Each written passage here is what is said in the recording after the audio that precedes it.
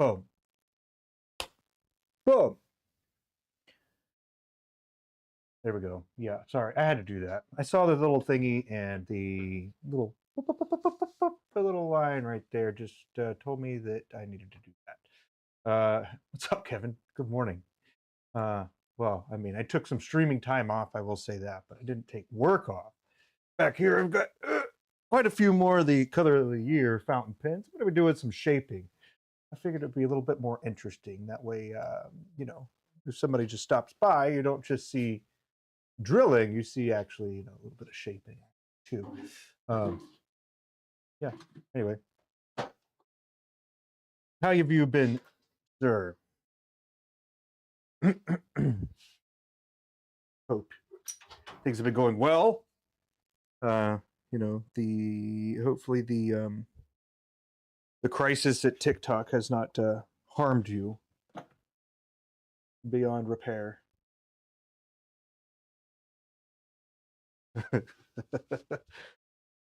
Oh man, make sure Abbie didn't put me down. Not yet, not yet. But yeah, I mean, so today I was thinking, I think it'd be pretty cool to get these shaped, and then you can care less about the TikTok. I hear you, man. I hear you. I didn't suffer anything either. It was pretty vanilla for me. Yeah. So yeah. I mean, there's a lot more things that could be said about that, I would say. Like, it's crazy. People knew this was coming, right? I don't know. So what does that say about the shops that are that fragile, I would guess, too? I mean, I guess at the end of the day, I got thoughts, right? I think it's a good lesson, we'll say, for some people who are totally dependent upon one source. I'd say that's a pretty valuable thing to know, that that's a vulnerability on your business. You know what I mean? So just a thought.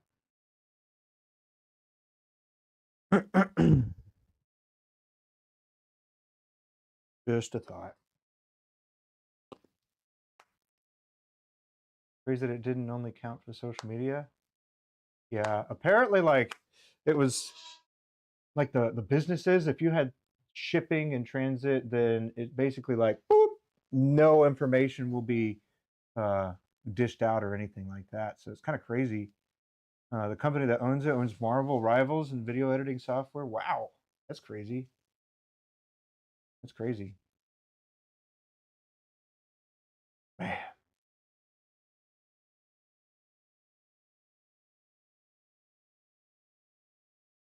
Kevin, are you any good at video editing? I've got my daughter in there giving it her best shot right now.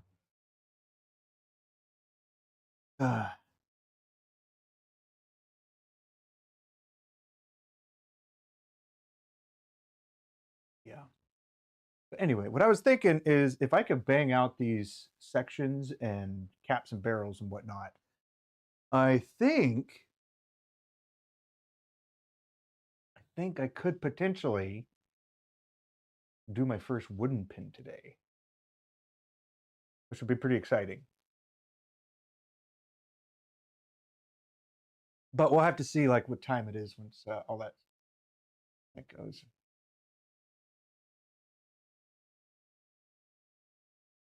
Is it good? But no promises. No promises.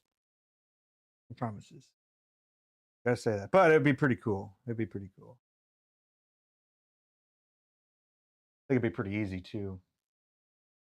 Also, some things moving forward, you may notice that I usually have my little, well, this picture, right? I have this when I'm over at the lathe, but I'm thinking I probably will take that out if it's something, if it's a particular project that I want to just be recorded. Yeah, because going back, I've kind of realized that it makes it a little bit more complicated for editing, having a little mini me over here in the little corner. So yeah, just if you notice that, that's why.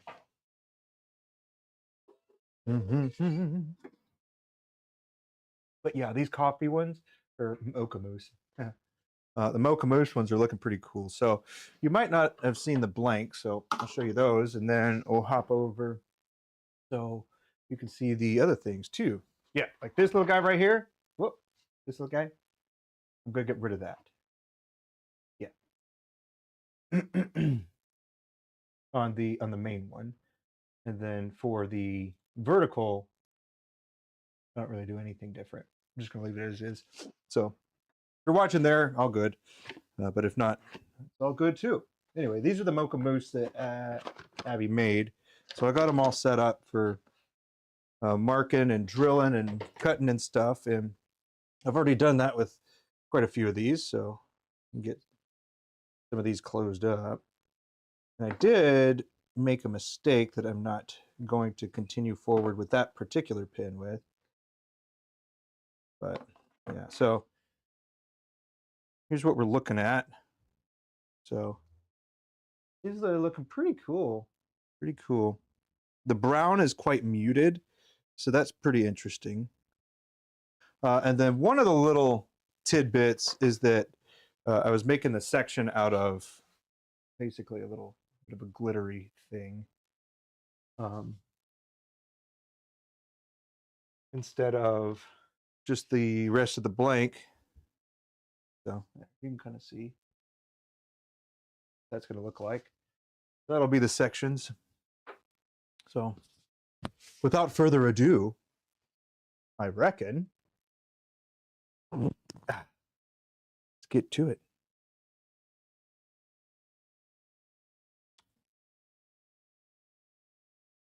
There we go. I appreciate it. Appreciate it.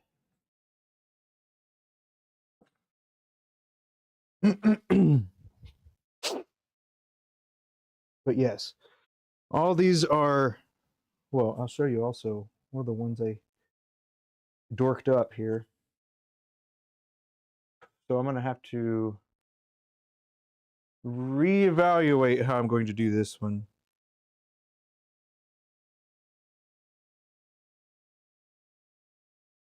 Which I got ideas, but we need to do this right now. But yes, this is a little bit of production mode action here. A little bit of production. And I've already got them, well, thought I did. Crap! Of course I don't. All right, I need to go ahead and get these marked.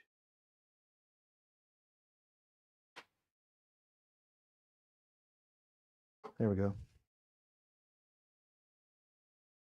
Let's see. Are these already set to where I wanted them to be?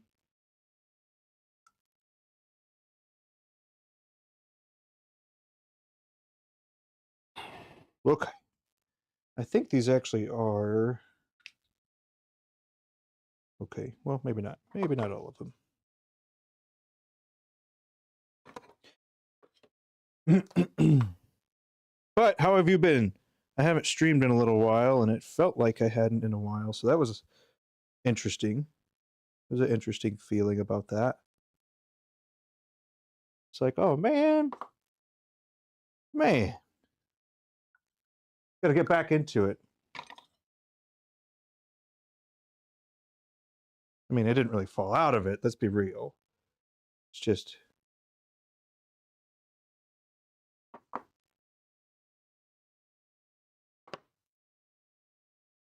you know.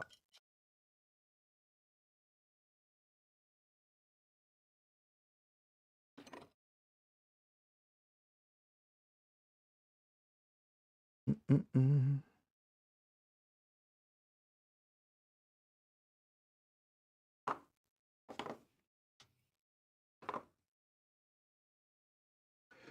You had to take a break, an old friend from Canada. Cool. Stay with a few days. Been friends for like over 20 years. Right on.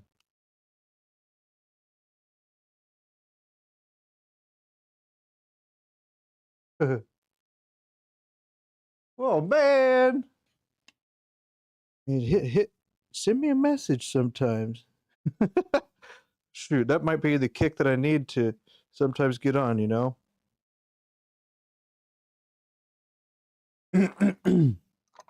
It's sometimes tough, but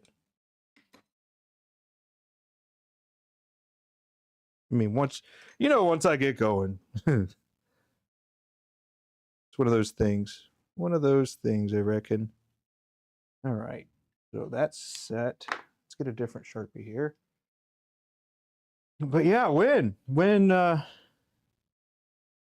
were you bummed? And man, I feel like I left you out. Left you hanging. I like doing that. It's no fun.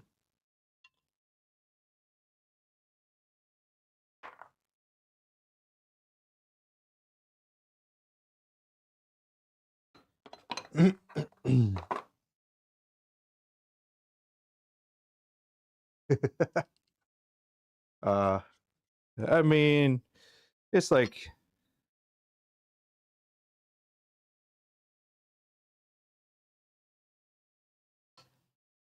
I don't know. I don't know. I like streaming. I'd stream like everything all the time if I could, but sometimes it just feels weird. It's like they're too much. I mean, I don't know. I just like hanging out with people and doing what I like doing. So I mean, I just can't see the downside necessarily.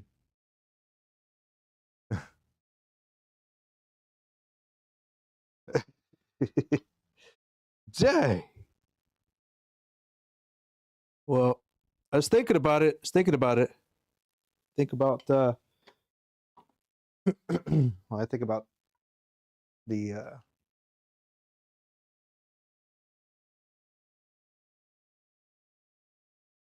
guys on TikTok or Snapchat that stream everything. Yeah. Yeah. I mean, it's kind of fun. I gotta say, it is kind of fun. Um, I guess it is a little weird, but I do find it to be pretty fun. But then again, let's see, how can I say that? I have, I don't know. When I was in the military, when we would do things, sometimes that stuff was just recorded. And so it wasn't, and then we were always like being evaluated on everything. So it's not like super weird to be watched, I guess. So I guess it's one of those things.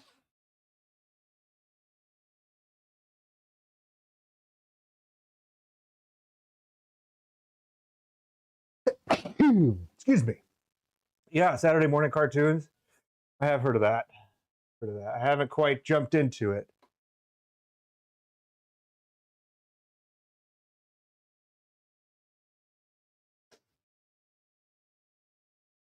Thought of what? What'd I say? Oh, geez.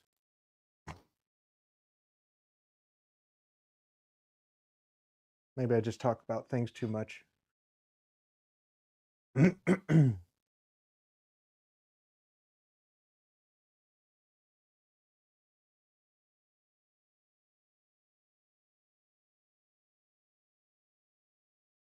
Yeah.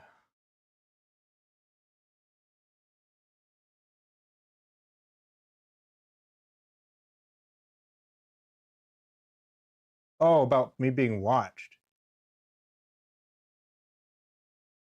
Hmm.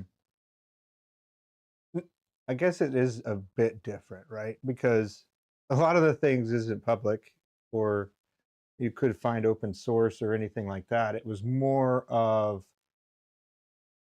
how can one improve? So, whether it's you or somebody else around you. how can you improve? And so you record those things and then you evaluate. Like it's no different than like football or um let's see, when you just watch yourself do something, you're like, no, there's no way I'm doing that. And you're like, well, here's a video. You are doing that. And so, it's a way to point out something in order to actually help someone get better, if that was what you were going for. Hold back your thoughts on the other stream. Man, my way and style is probably like molasses compared to other people. And a lot of people talk quite quite fast, and I'm pretty slow. Pretty slow. Take my time. Like I'm not in a hurry. But yeah. And I hope that if I do happen to gain traction and get crazy, that won't change anything. I don't think it will.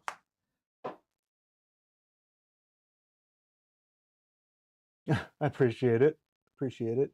I mean, I do think that I am a little bit on the slower side. Sometimes I talk about points that I don't think people, well, I think that they would understand, but sometimes they hear it a completely different way. And, Abbie tells me that all the time. It's like we're so different.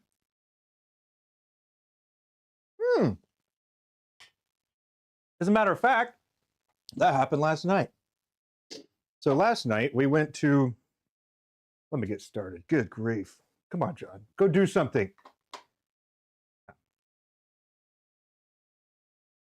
Try not to over commercialize. Yeah. All right.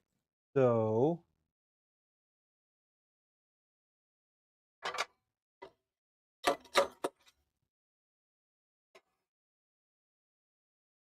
let's see. I mean, I got a couple thoughts on that too, but let's see.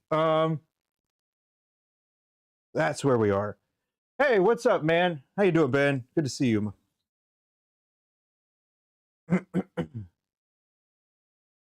Did you make it through the TikTok apocalypse?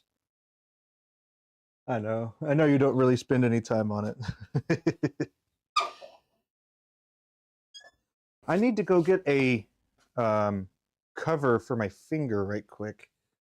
I hit it pretty good the other day. I got a blood blister, so I'm gonna get that.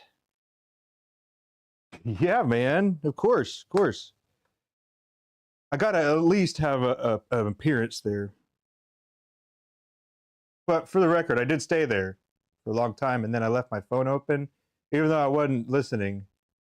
I wasn't listening to the entire stream, but I had it on to help you with the time and everything, Let's see. Sorry.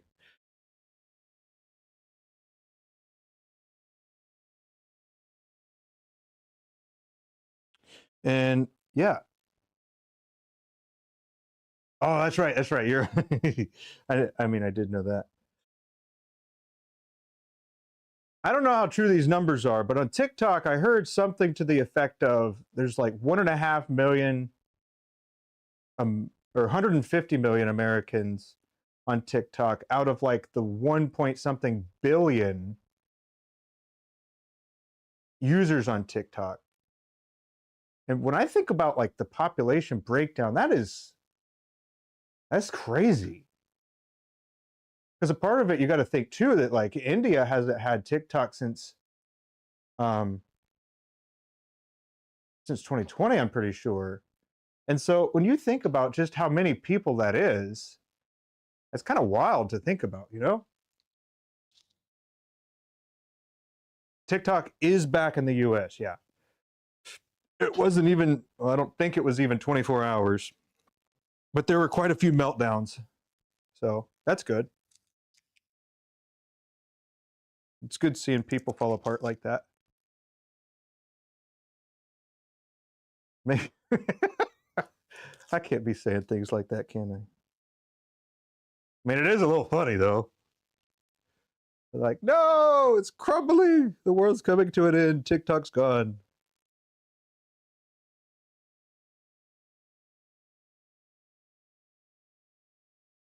But yeah.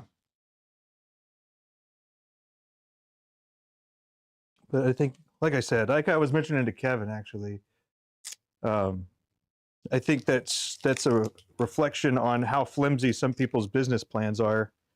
Because TikTok, I mean, you know, I've done a lot of social media studying, and I think I got a decent grasp of what is, what each platform is for, I would say.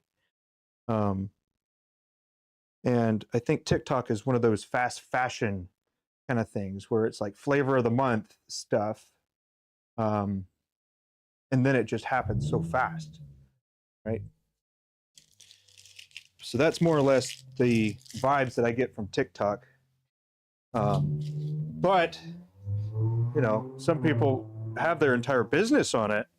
And if they didn't have that, I mean, the other thing about businesses is they tell you all the time to get an email list, because email is like the only social media that they can't really control the same way. So for X, you're not really limited by having the handle or having access to X in order to talk to somebody. You could just email them. So email lists are one of those things. So anyway, I thought it was interesting. Back for 90 days. Sweet.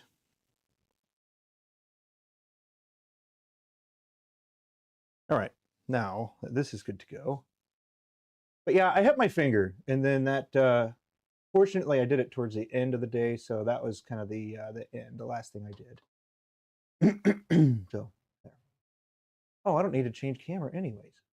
What am I doing here, man? Get it together, John. Go to work. Do stuff.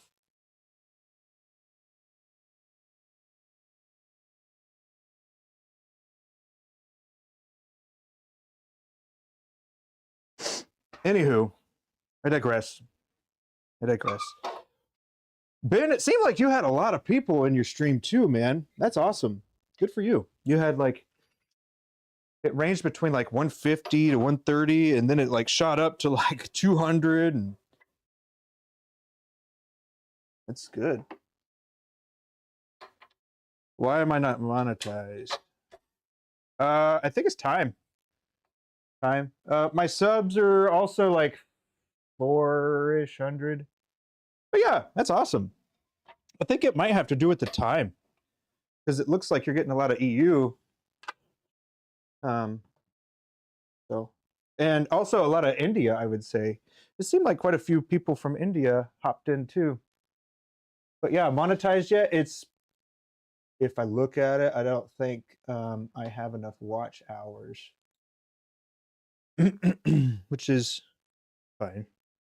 I'm not like in a hurry. I'm at 397 subs. Watch time is at, for 365 days, it's at 2593.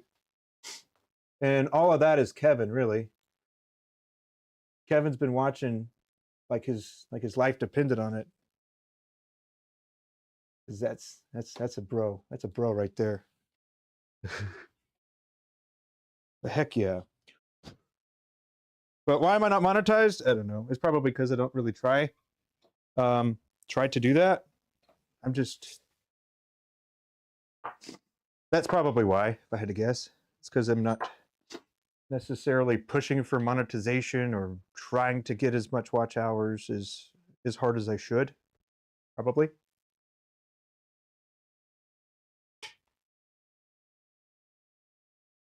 But yeah.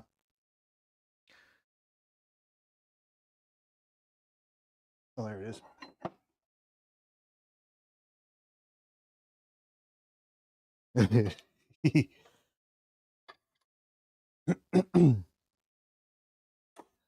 Yeah. Yeah, Kevin.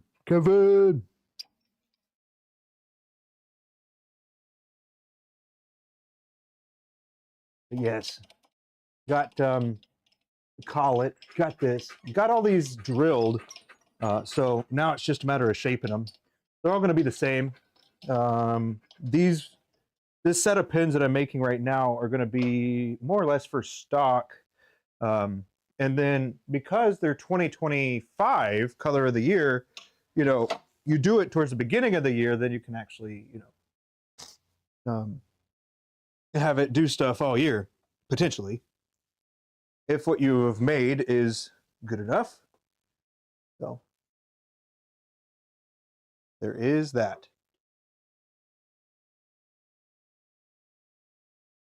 Yesterday's stream was 484. Yeah.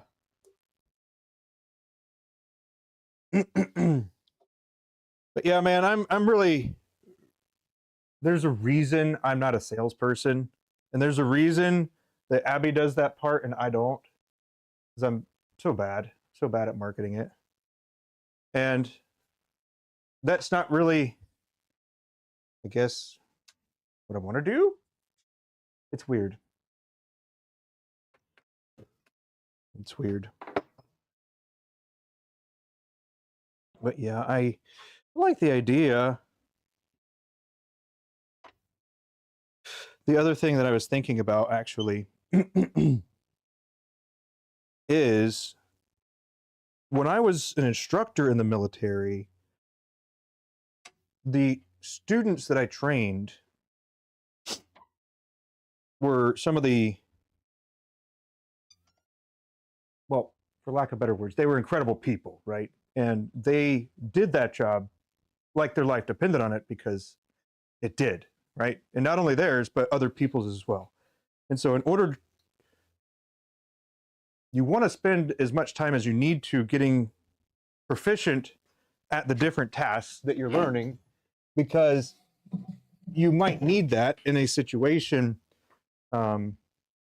where you're the only one that can solve that problem, kind of thing. So I had students that really were eager to learn. So it's pretty interesting from that perspective how involved the students were, as well as the instructors were with the students, because we were setting up our team to have those people that we're training go out and operate with them.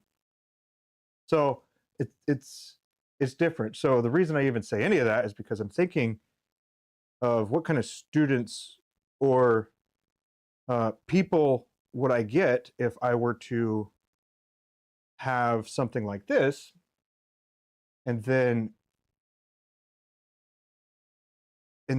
they would come and try some of the things out. I don't know. I guess it was because it was more demanding. It's not streaming in. Mine are not too different. Yeah, you don't get the views. It's okay. It's really okay. I'm a slow and steady. It's slow and steady. I'm going to do this either way. I mean, yeah, it'd be cool, but I'm not in a rush. No rush. All right, Morty. Let's get you going, buddy. All right. Every one of these is going to be 12 mil or so. We'll get the caliper set, yeah. 0. I don't know. Maybe it's the thumbnails. Maybe it's the thumbnails. Maybe it's the content. People are like, dude, it's a pet. What are you doing? Spending your life trying to get better at pin making.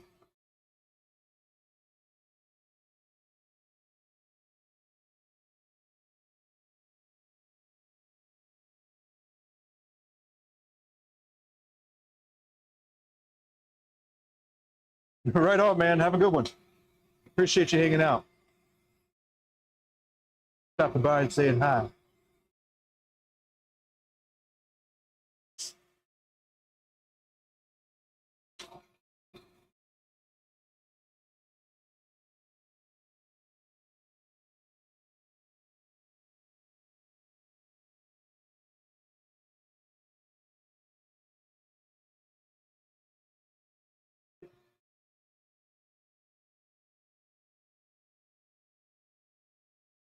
I don't think I'm going to shave my face again for a while. Uh, yeah, I don't think I really liked that much. Woodworking, you like kind of got to have a beard, you know.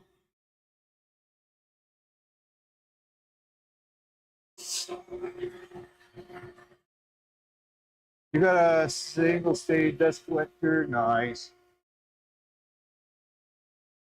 Noise dampening. Just get that. Just get some noise canceling headphones. Just is what it is. There's a lot of good noise canceling headphones out.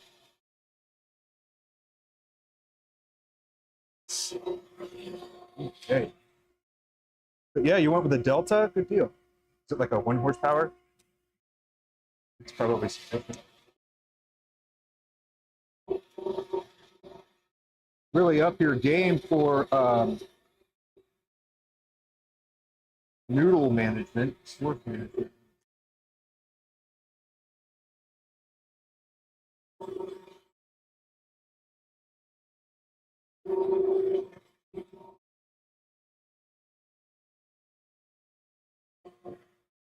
Yeah, one of these pins, unfortunately, I kind of messed up because I was trying a couple different things, right? So even though I, but even though I have a process, I still like to try out different things to see if things can be better, faster, more efficient, or along those lines, right?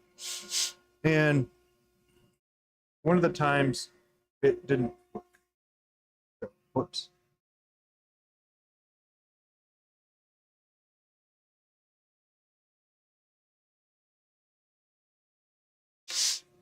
Sweet.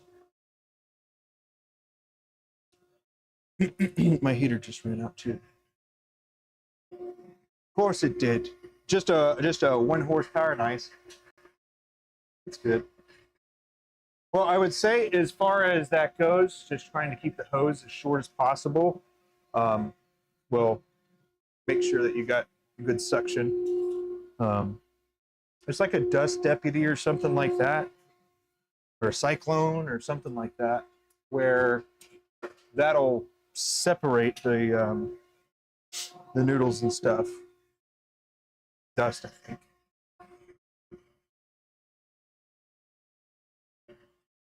Can't recover it somehow. I probably can. It's just it changes the whole sequence of my production, right? So when you think about it, when you're working on some things, concurrently, you have a lot of phases. Now, if I were to do that, it would basically, it's a time allocation thing. I guess that's the best way to say it. It's a time allocation, and you have to determine whether it's worth the speed or not. But I will say, when you do take the time to accomplish these things, sometimes they pay off even better than thought the first time or in the first place.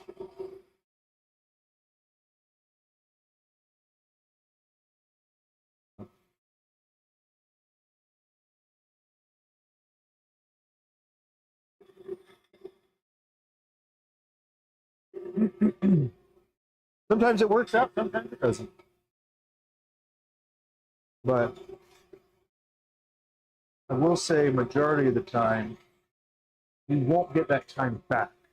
However, you will gain that experience, in which case you can use it later on and then expedite that process potentially because you took the time to figure it out in the first place.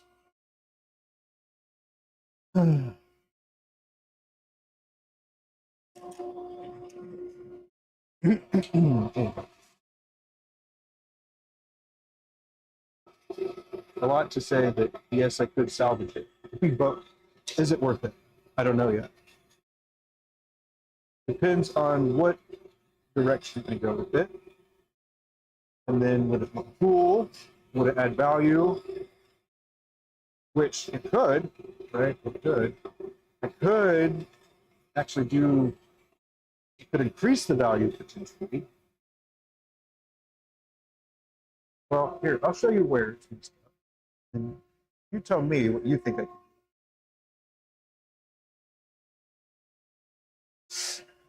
Okay. Let's see how best to illustrate this. Well, I guess I will. But what's wrong here is this. So it's a little out of round. So I got my calipers that keep jumping up to 10. Okay. So here's the one side. So that wall thickness is 164. Then I hop to the other side. And that one's 220. So one side to the other. So 220 versus 160. So that's about a 0.7, 6, or 6. About a 0.6 difference. And when you're talking about something, that's like 33% of that size. So what my problem is that one side of this is bigger than the other. So when you put something in there that's already uniform in shape, here, I'll just take this section actually. Okay, this is another way. So you can see how on the right side here that it's flush. On this side over here, it's got a little bit of a bulge because this is out of round. So it's not perfectly right. And so the problem with that is, one, I think it looks bad, right? I don't think it, I don't like the way that that looks. So how did that happen? I was trying out different things. And so that particular thing didn't go how I wanted it to.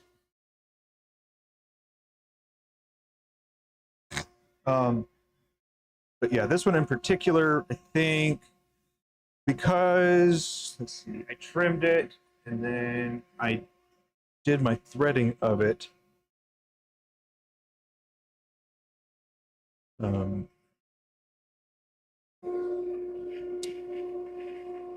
I shouldn't have yet. I shuffled one of my steps to try out and see, because if it did work, I could potentially save myself a decent amount of time. But because it didn't work, it did work 2 out of the 3 times. But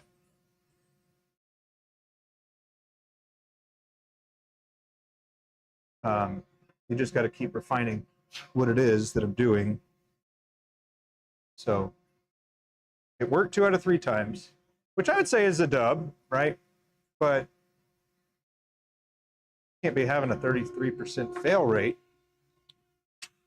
That's not good for a variety of reasons.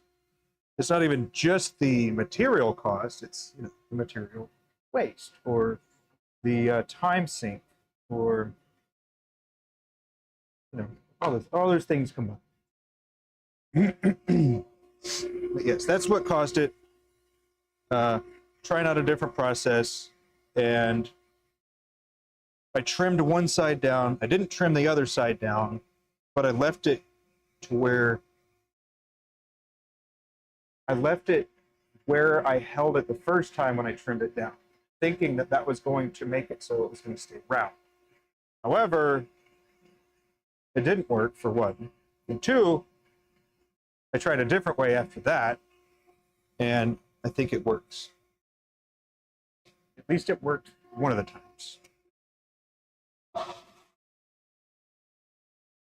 But that's awesome that you got a dust collection. I think it'll make a big difference.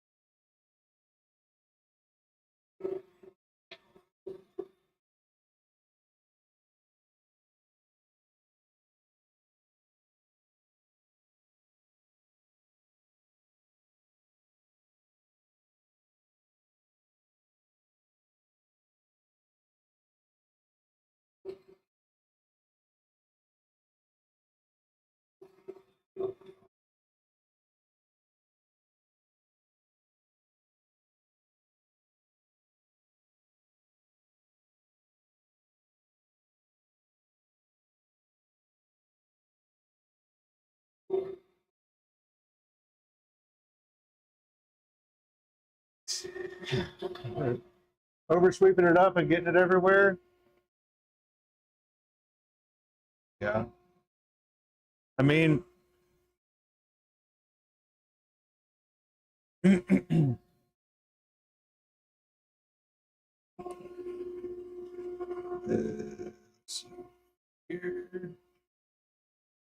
yeah, I know what you mean. It does get everywhere. Also, the fine dust particles too try to go in your nose. Like if you can smell it, then there's a good chance that you're breathing it too, you know. If you don't have anything in place.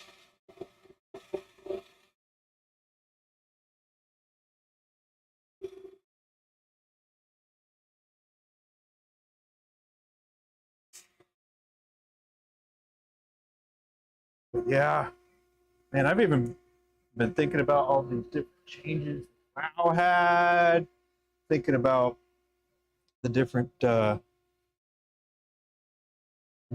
things that I sent over to get worked on. So pretty neat that there's so many things going on concurrently. See, this is borderline here. This is borderline, but it's still good. But it's close. Right? So if things are a little out of round, I don't particularly like that. But if it is a tiny bit, it really isn't that big of a deal.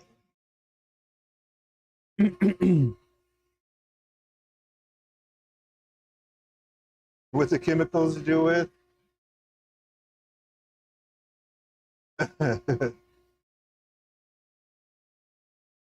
You know,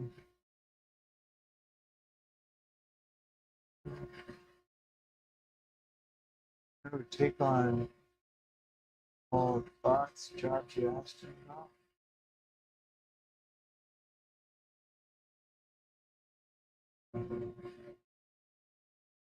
No, I don't, Kevin.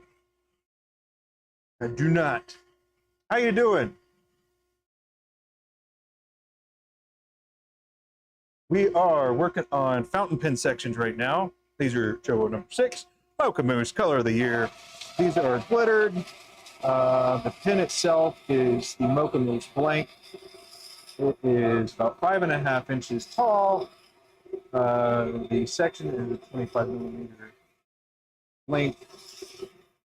Yep. And then the cap is about 61. Body's about 70. Yeah.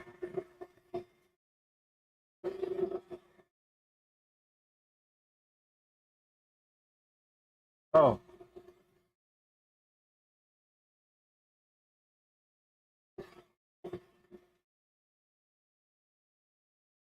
Did you know who guy? Oh yeah. Yeah, he took the projects on.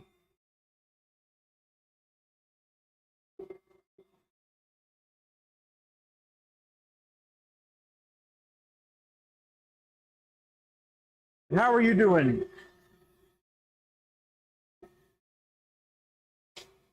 What are you up to?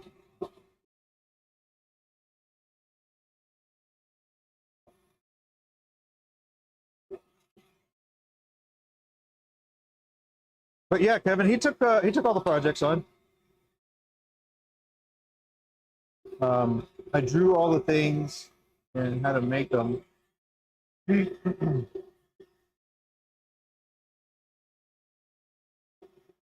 Yeah, yeah, that's all right though. That's all right. I know what you're talking about now.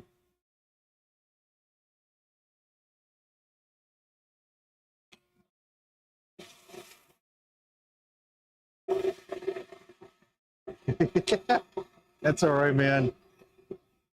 It's all right.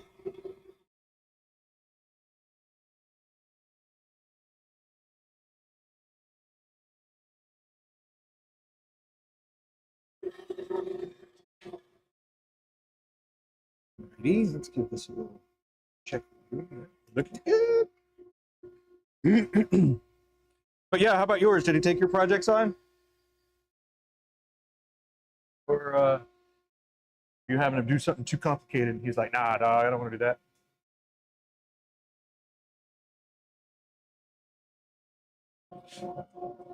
No, he was really easy to work with. Very thorough as well. Well,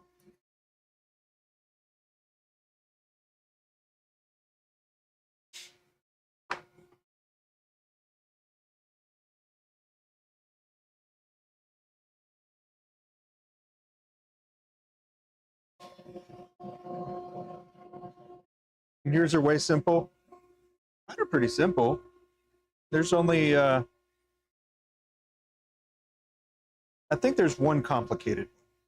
It's got a 3-step,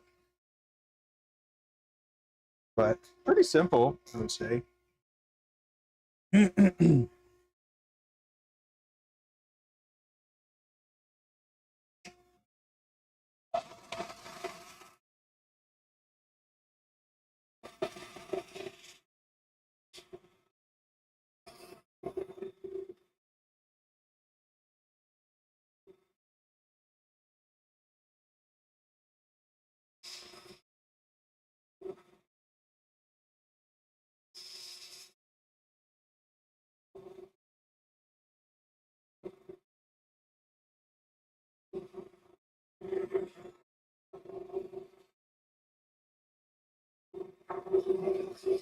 I think there's actually a Baltimore show going on this weekend.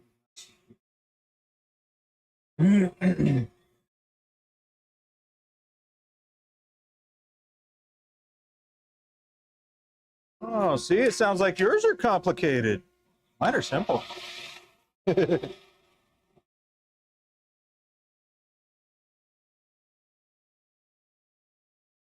Bum, bum, bum.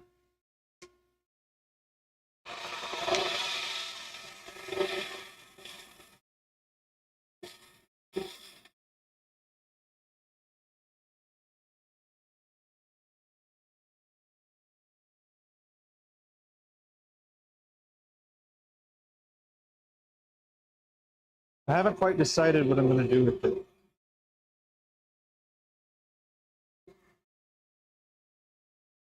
Philly was this past week, right on.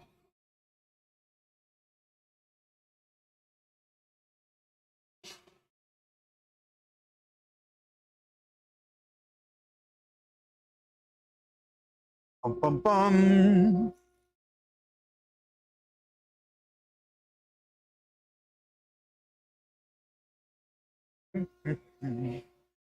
Now, see, some of the other solutions I was thinking about is if I didn't want them to be out of round, I could potentially change up a sequence that will pretty much forever solve the problem. Although in some cases, it would end up adding more time.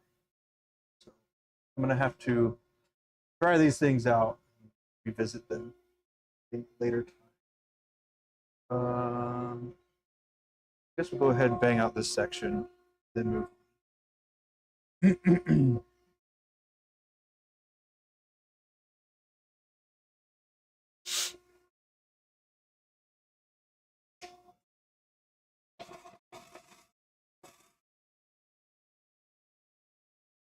Yeah, that's one of the things I reckon I have to continue to figure out how to solve. Oh shoot! I was watching something yesterday. You heard of Bamboo Labs? They're the 3D printer company.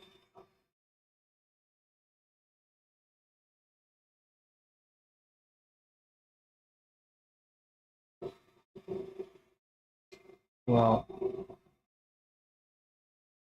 I guess they're making it so the software has to be available for the printer to actually use it. How crazy. So you can buy the printer, right? And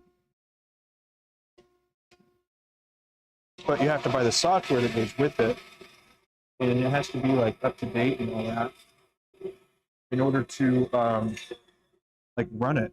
Apparently, now I haven't looked too deep into this quite yet, but I came across something because now we talked about 3D printers for quite a while in the beginning, at least. Um, I still have some ideas for that too, but it's just crazy that um, that they're making it so you have to have software and it has to be connected to the internet.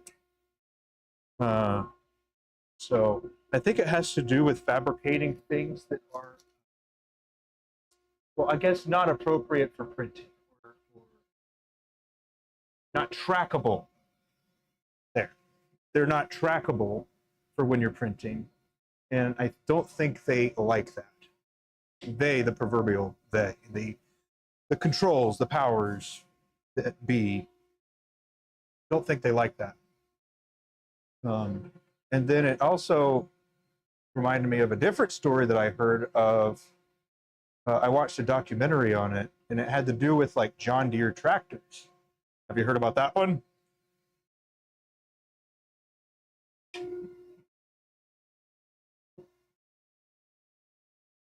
Mm-hmm. There's one John Deere tractors as well. Kind of crazy.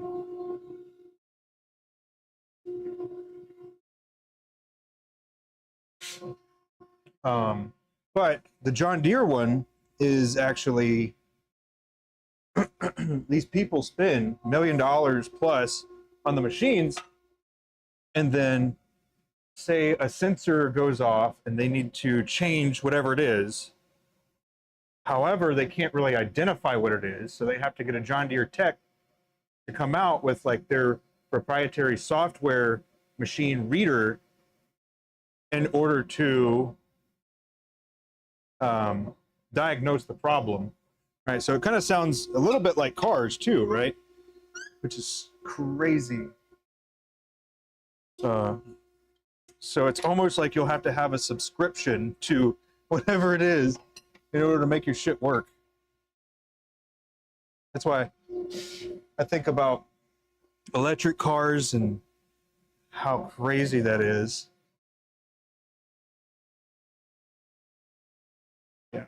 Tesla too. The crazy thing that I've heard about cars too, I don't know which specific cars, but well, even my motorcycle actually, you can basically reprogram it to be more powerful, right? So I think for Tesla, you can get a software update and it'll make it so it will have more power available when you hit the gas for acceleration. Same thing with my bike, actually. Apparently, there is a like a software that you can just program your motorcycle computer chip, or you can flash the chip, something like that, and you can basically make my 750 on par with the 850 horsepower wise. So you're like unlocking horsepower just by paying a certain price. Isn't that crazy? That's crazy to me.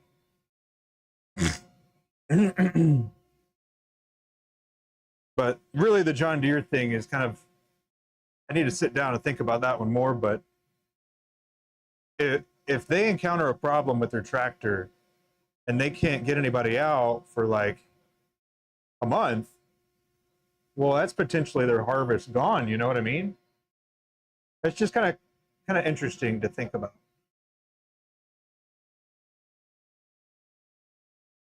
It's like if it's just I don't know, change the oil filter, but the machine like won't even start or something like that, unless you change it. It's just crazy.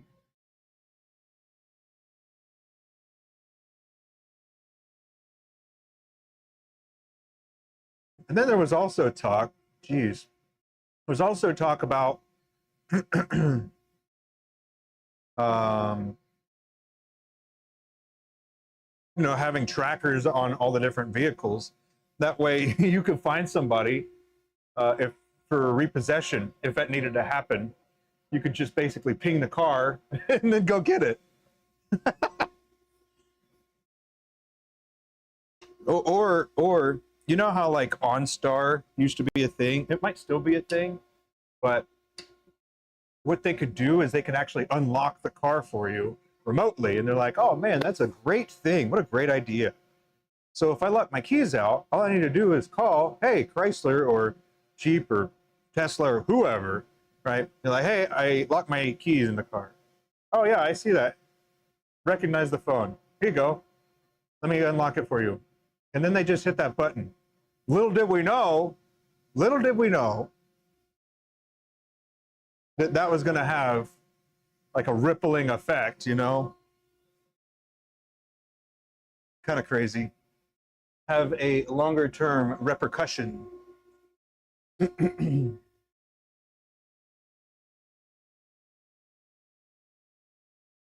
Something was wrong with your RAM to pay $330 3-day subscription. Oh my gosh, that's crazy. But I mean, it's one thing to get mad at like the dealerships, right? But it's not necessarily the dealership's fault that's doing it. They're just basically following the rules of the people that they got that from. And one of the other crazy things is if you wanted to, this is I guess one of my other tangents here, but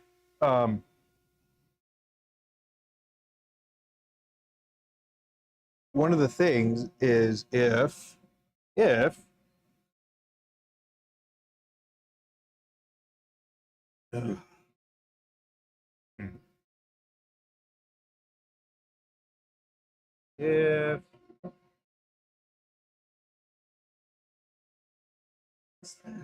crap, I forgot. No worries. Yeah, it's the manufacturer. Yeah, I'll remember it here in just a second.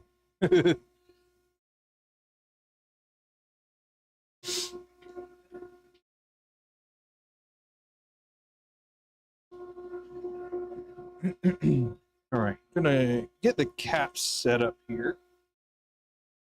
Um, yeah, get the cap set up.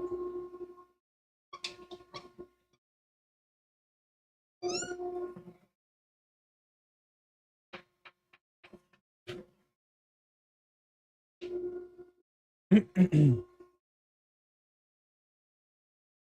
don't know. It's just strange. It's like some of the stuff, man. It's just wild.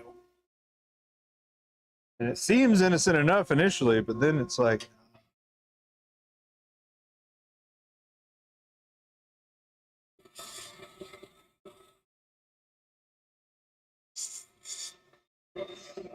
oh, man.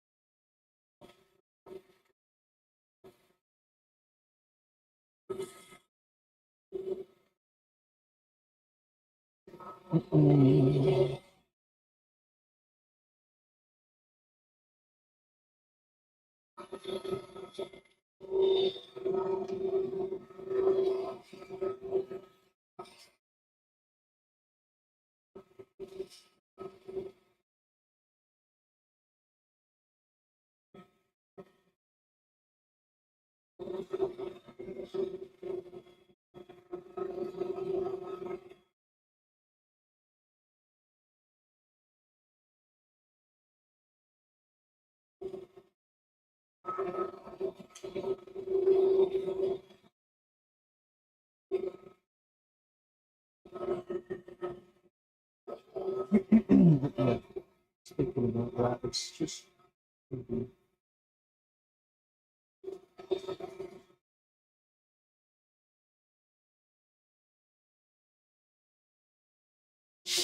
Okay.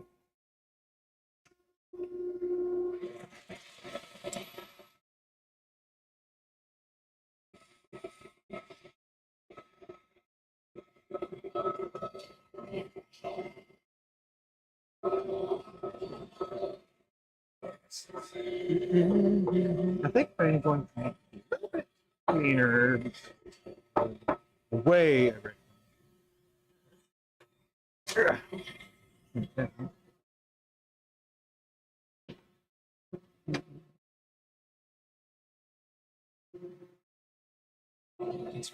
That's fine.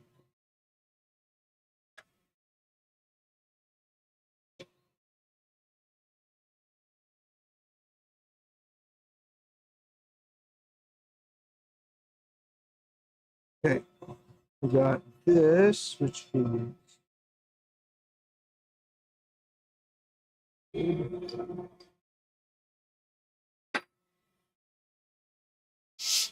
wait.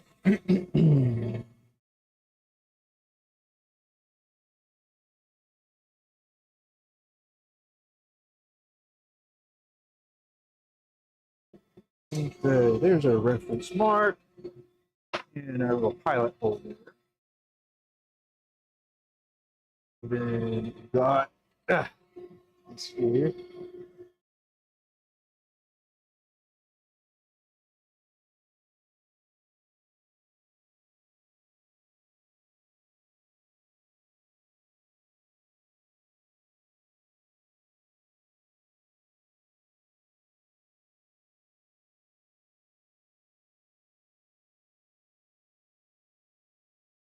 And since I am actually in this position right now, yeah, we go ahead and hit it with the square tool here.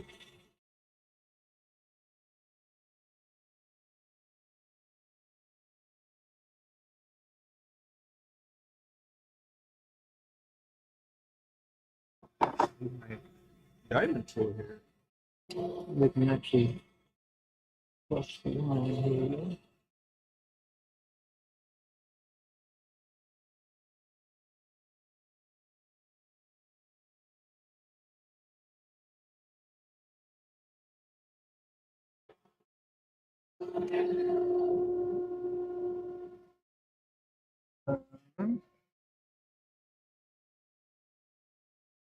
There you are. What?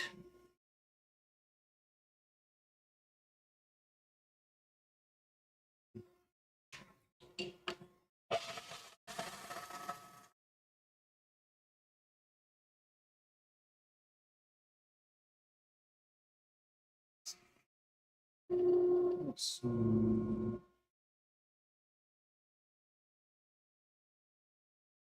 Why? Oh, okay.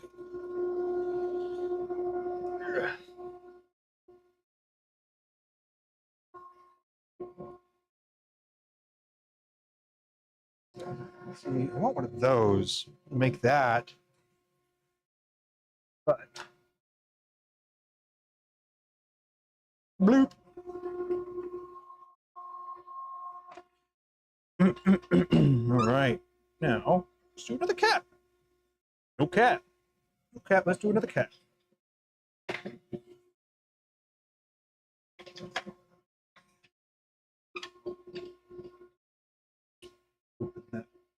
Oh.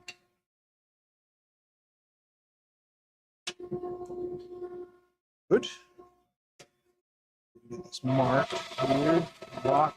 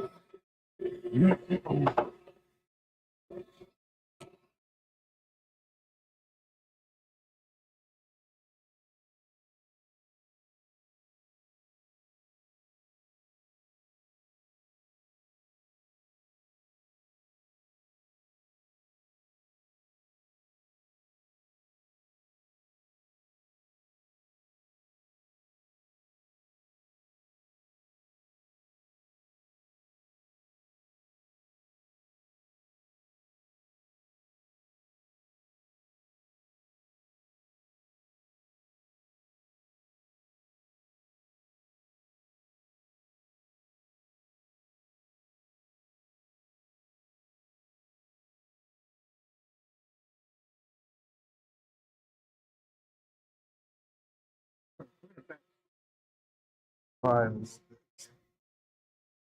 Bum.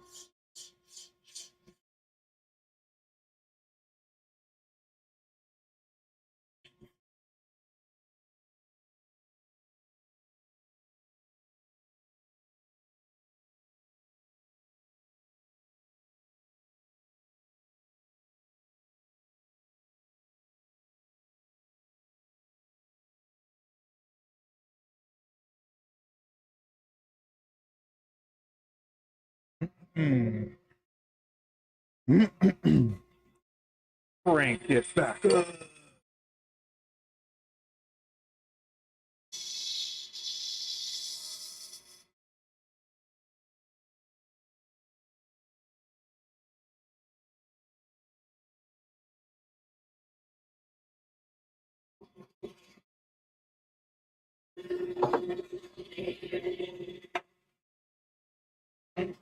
Okay.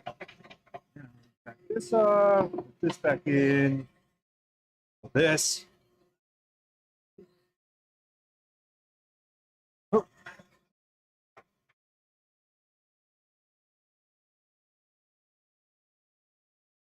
there we go.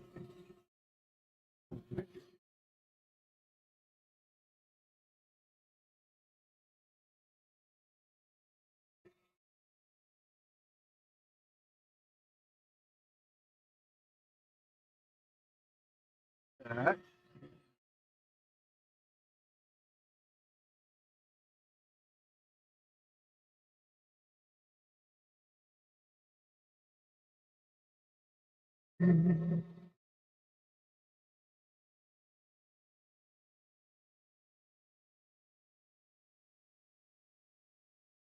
Tighten it up. It's moving just a little bit.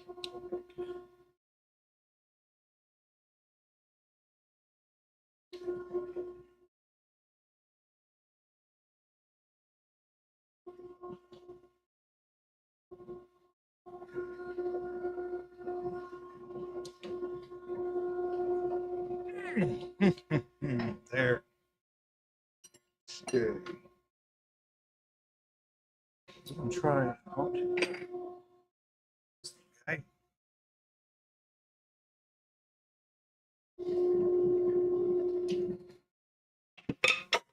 Hey, at least I bumped it a little bit, so it made it so the part didn't take the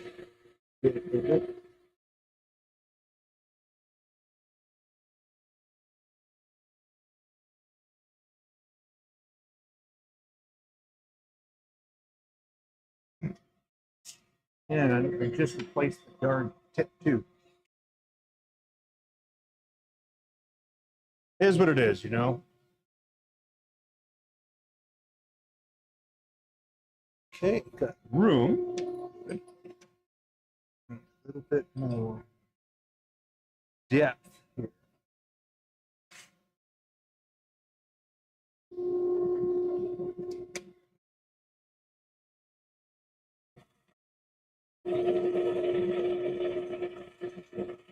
Set.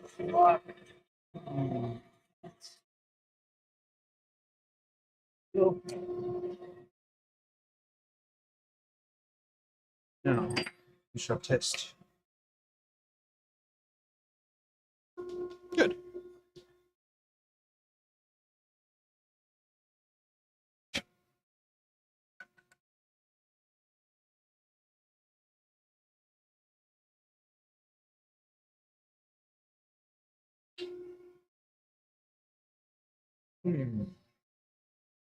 Bummer, man.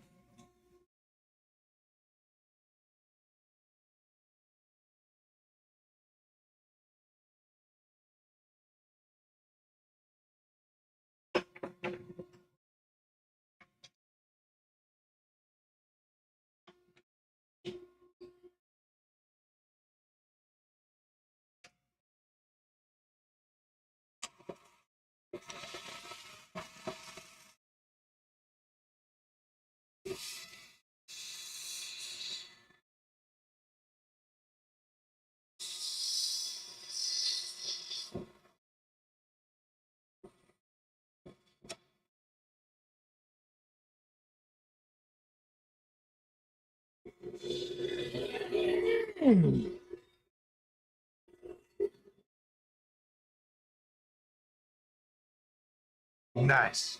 You did great.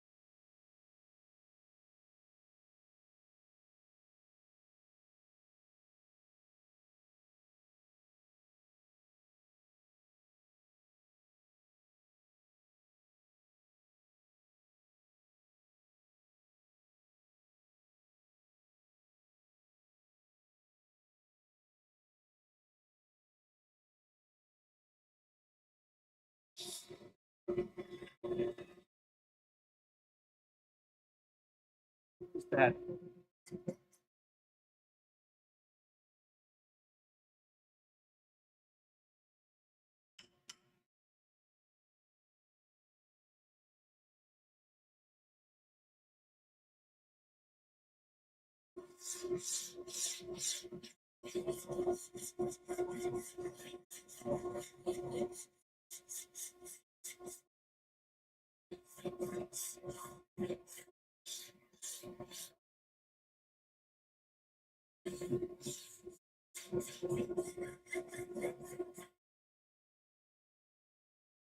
No.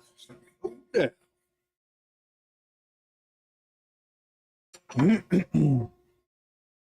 All right, what kind of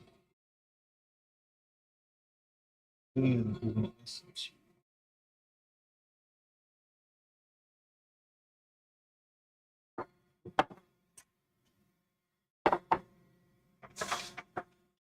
Righty.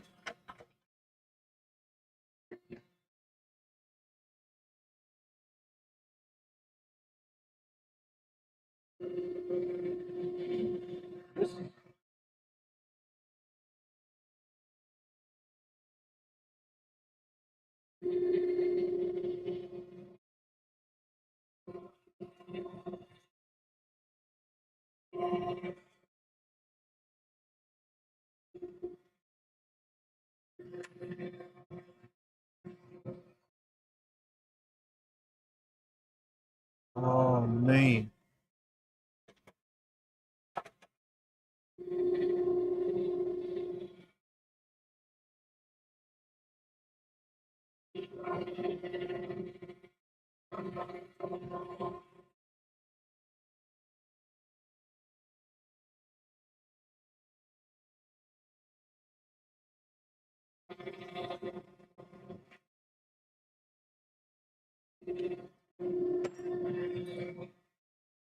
I need to find a much better way to do this.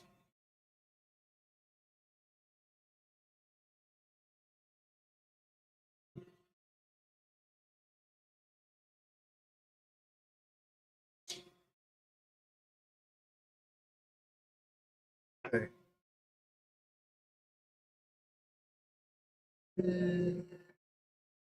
See, I don't yet need to address this.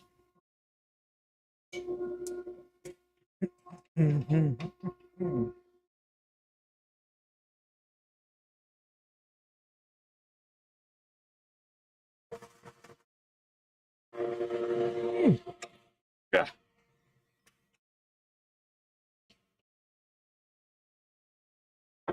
Boo. That's why we got smaller tools here.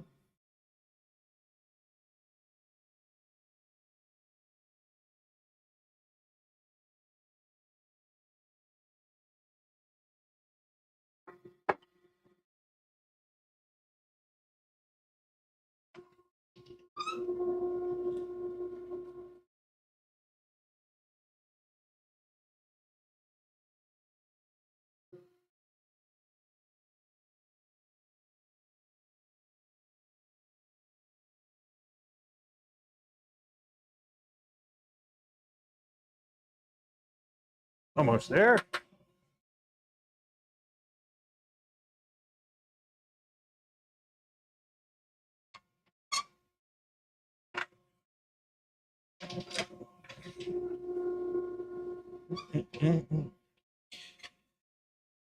Alrighty.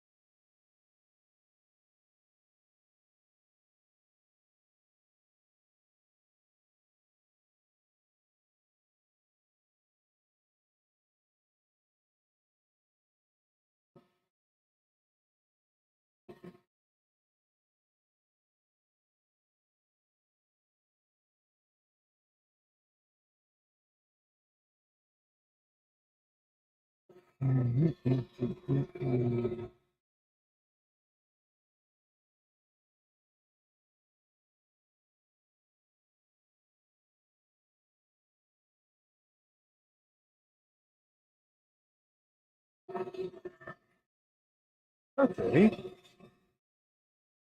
Good, good. Maybe it should have gone just a little bit more.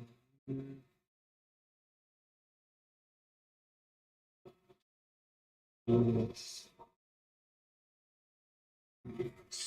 Oh, oh, oh.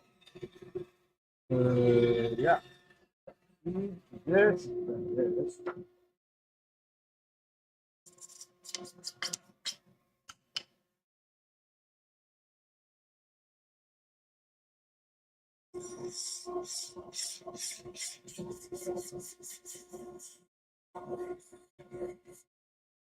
Now this.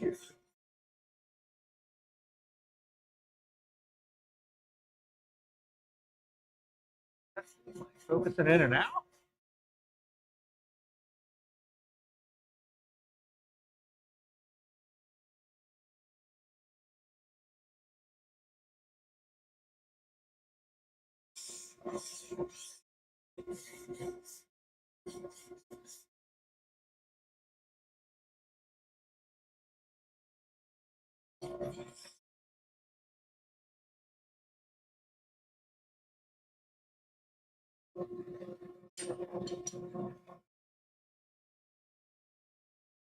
It's so cool. Very cool. Love it.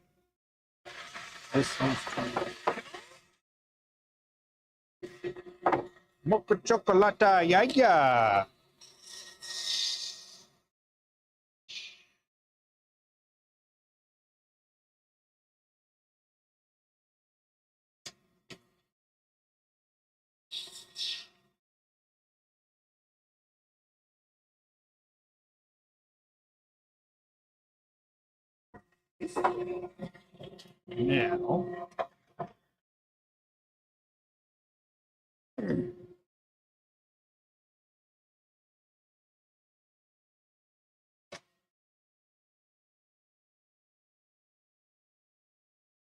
Now, this, then the other one.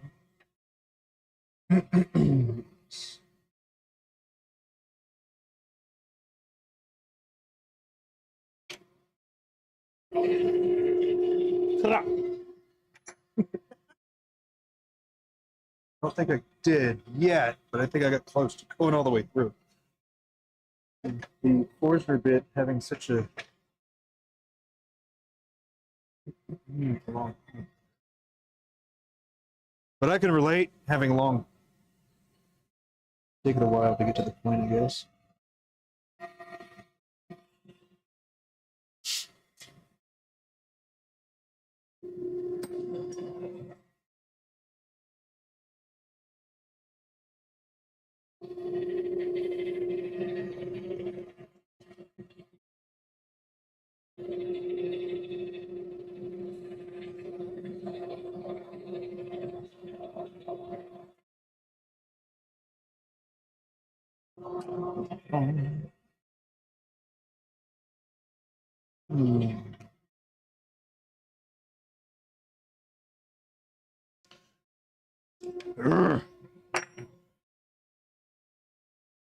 Okay, I'm gonna need to find a better way to do that.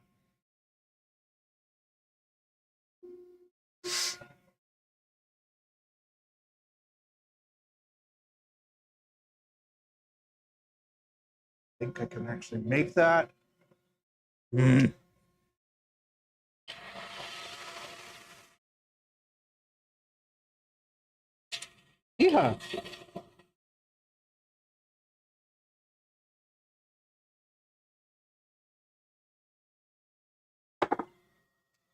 I hate when that happens. Sometimes there's a little bit of a catch. I don't like that. I don't like little catches like that. But it fit. Oh yeah.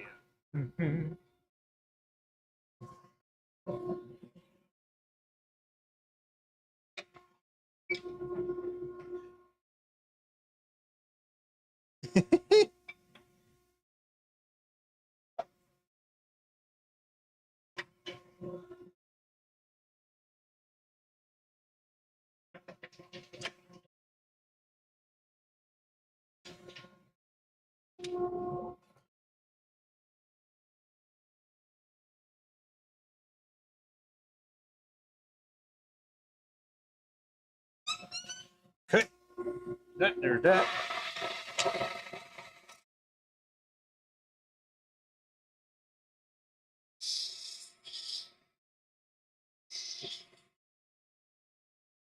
Sometimes it's just pressure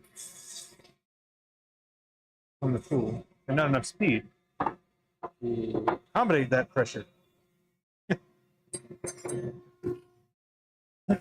Whoops. That is okay. Alrighty. So,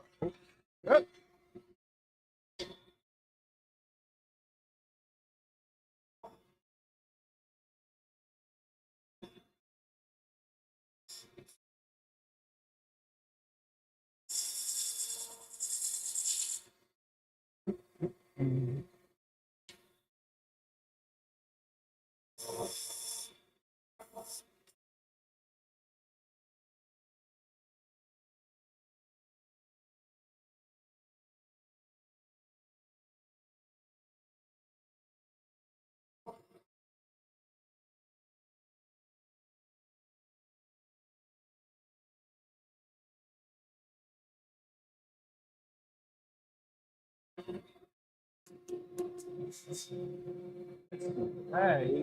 want to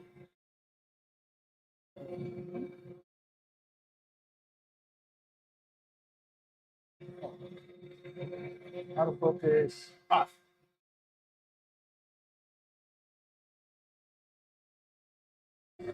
Okay, let's see. A bit further down.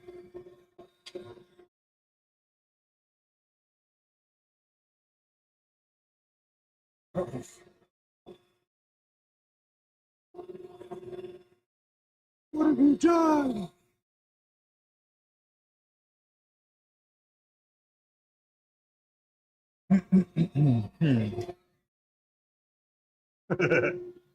All right, let's see.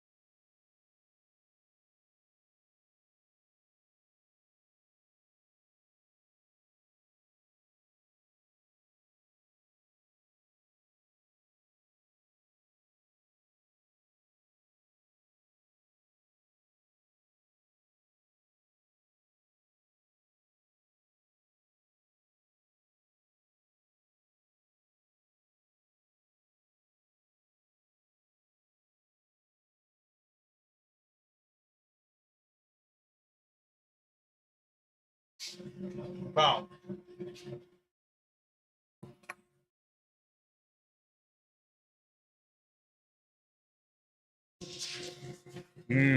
That was the big thing missing, I reckon. Missing the puff bow. There we go. Glad we got that sorted.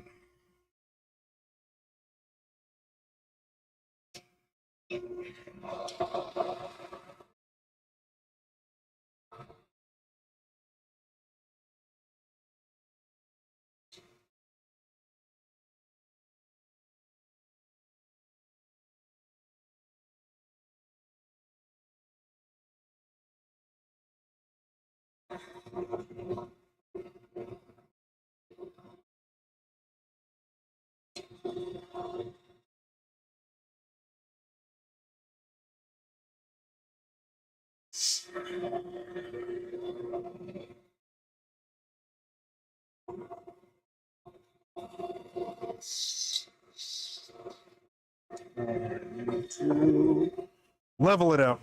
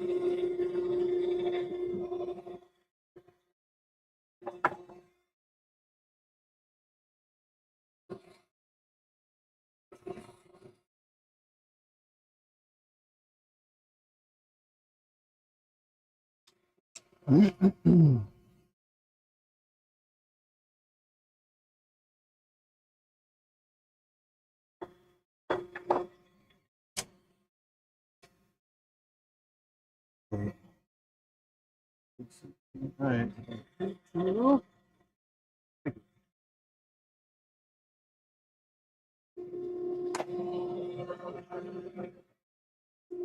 What about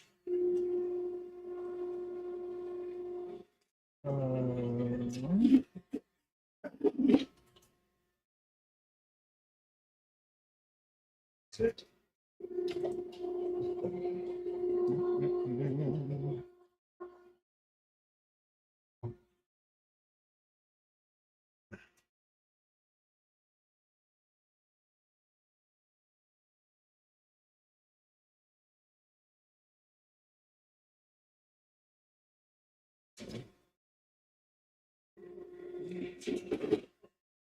No, where are you?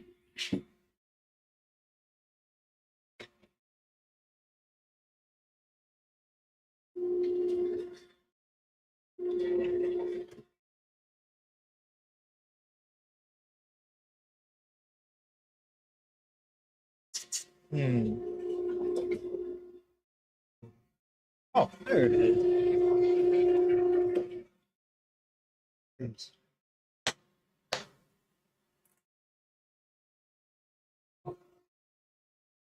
Okay, so first things first, we're going to make sure we got it dialed in to about 1/2 inch. Yep, yep, yep. So I'm okay doing one of these, no problem. Forward a bit, no problem. And it'll take start. Then, oh, yep. Good. Another.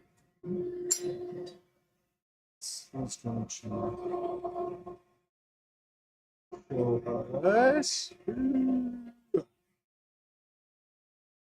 It's going to show us the 1/2 inch mark here.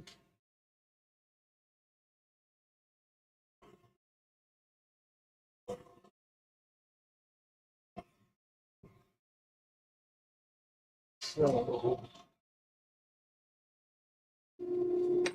now we can try this. See where we're sitting. Take it just further. That's the oh, yes. Have to move it. So that ain't gonna work. I need to just a bit. Welcome back. Welcome back.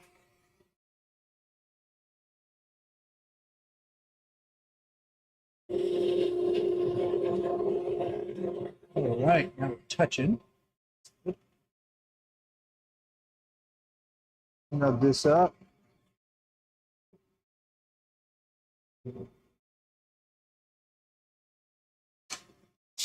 Let's see what we're looking like here.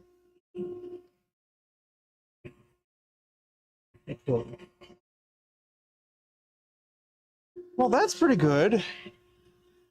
We'll go in again.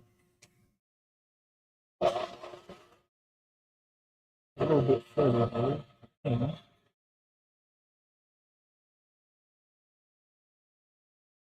Using the old ring ring cutter thingy.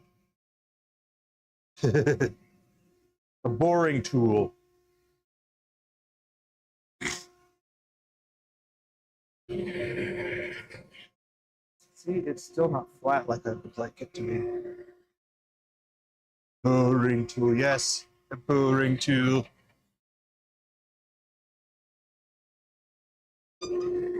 It isn't all that exciting, I will say. I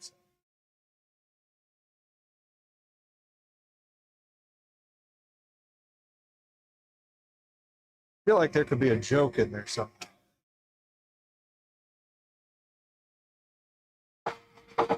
I'm not going to go hunting for it.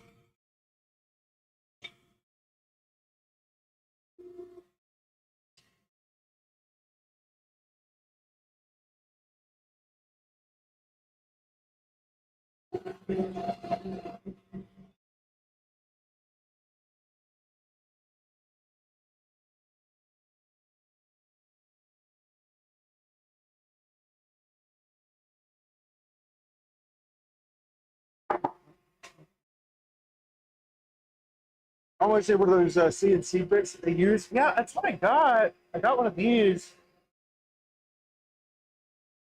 But one of my problems is that it dips down. Because it's like, kind of like a smiley face. But I do have one. And then I tried to grind a different one. And this is actually better, believe it or not. But still not quite. Basically want a, yeah. So I have tried those. Forstner bit stabs a little too deep, but it's a good start reference kind of thing. But yeah. I don't know. Just is what it is, I reckon. But that was my last one anyway, so it's not that big of a deal. And I will say some of the imperfections with some things like that actually end up quite favorable. For example, for this one in particular, as annoying as I find that to be, that it doesn't like to work right as far as like being flat and everything. It does, however, create a nice little channel for some adhesive to go into and down, so it can actually grab a hold of the whole piece that is gluing in place, as well as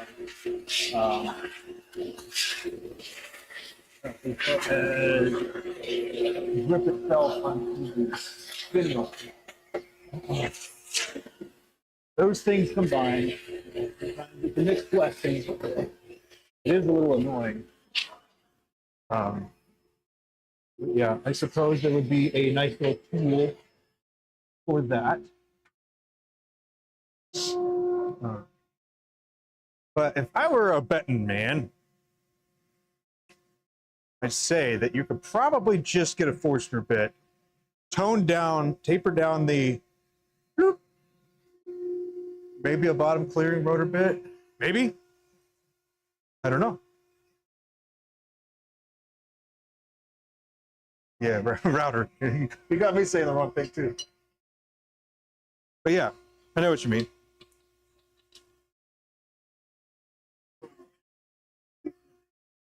Done with.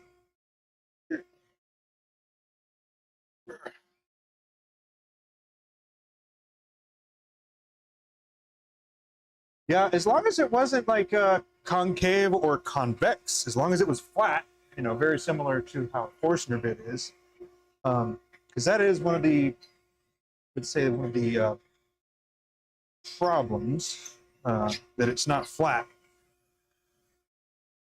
So I have to do kind of a combination thing here. But because I wasn't doing that many, didn't need to create a tool. However, with Abbie doing it more often, it would be beneficial to have a tool that would do that. So,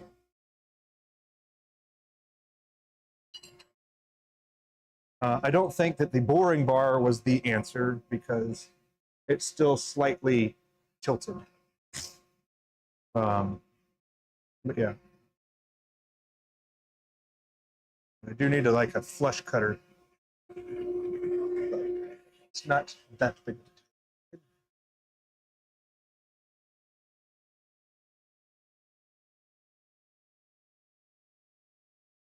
All right, here you go. Pay attention. This is a good trick. So this is the cap and barrel, right? So if I want to make sure that it is good, I can check the base of the thread part with this part here that I've already cleared. So that's about the step if I just make it flush with this here. So I'm going to have to take it down just a little bit further, but we're not far. So quick little tip there.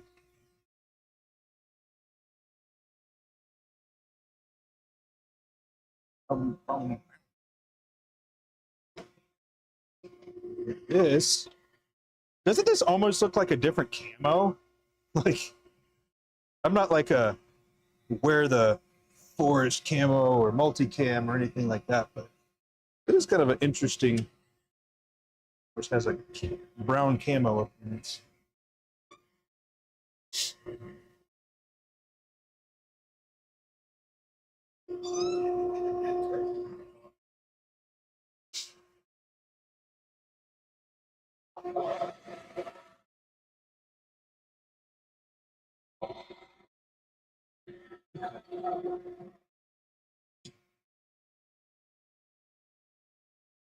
I'd like to go ahead and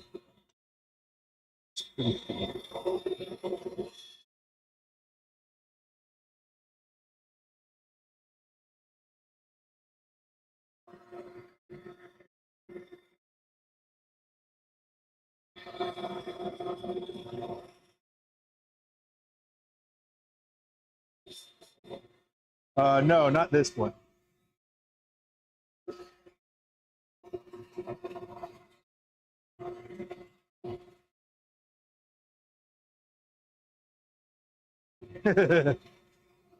It could have been if I made it thinner. But yeah, a lot of things for the sleeve, I guess. It was like that.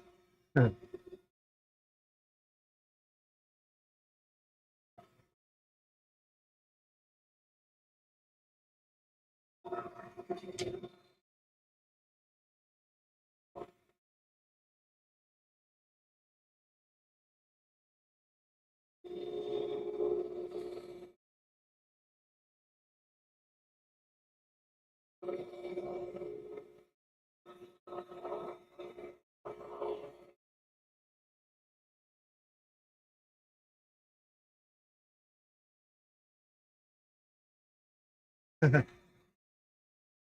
see. Okay. So this is about where we're at. Go ahead and do just a very long leap.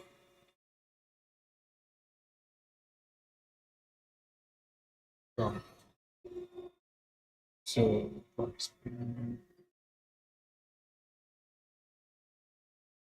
see. Kevin, what kind of videos would you want to see? Do you care to see any? I mean, I prefer doing lives, but partially because I don't want to edit.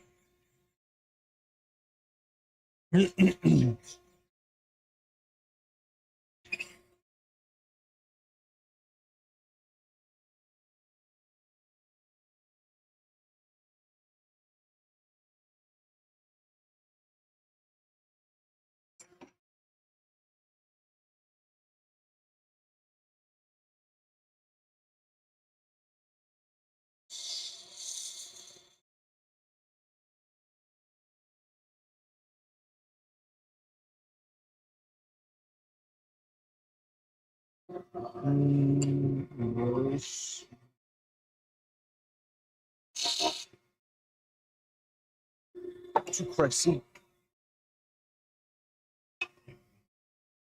All right, let's check the fit here.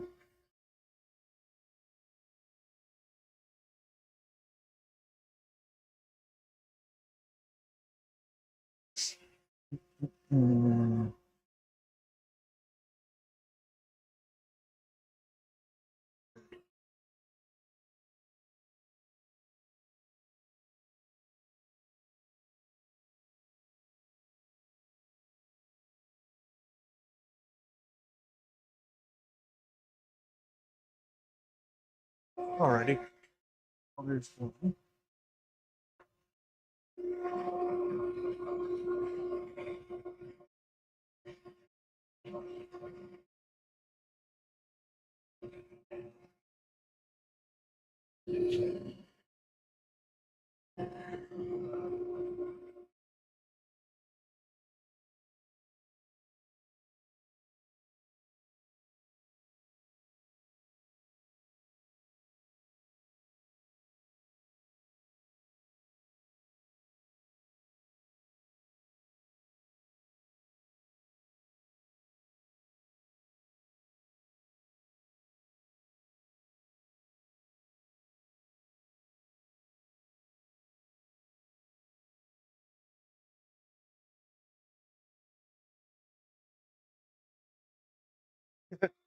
We like to see it gives away too much info.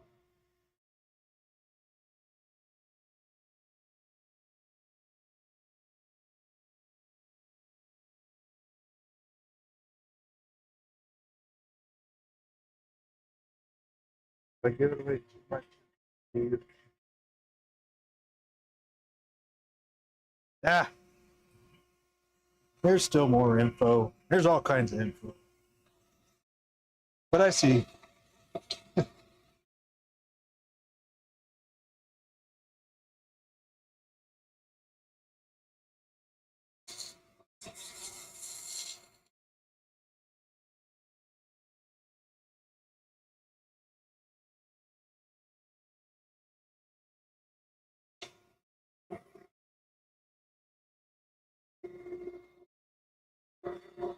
I think I think one of the big things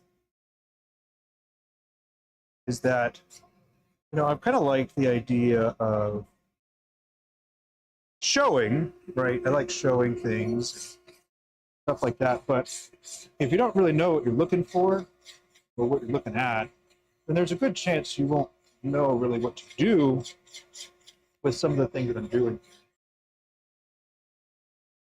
If there are like specific, I guess, things that I'm looking for in certain steps and whatnot.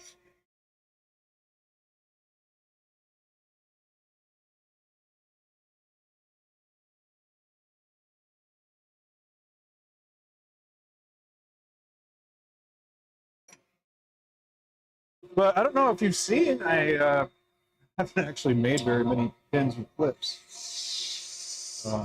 And a part of that is um, I like the without a clip look one, and I find them a pain to do sometimes.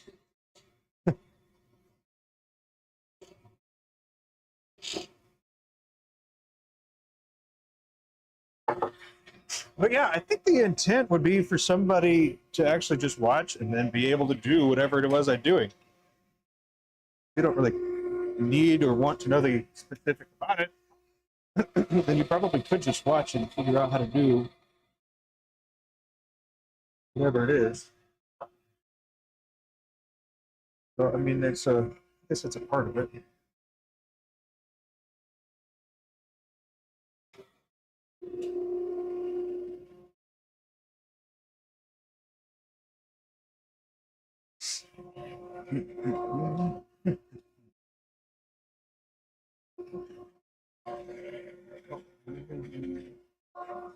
Cruising right along.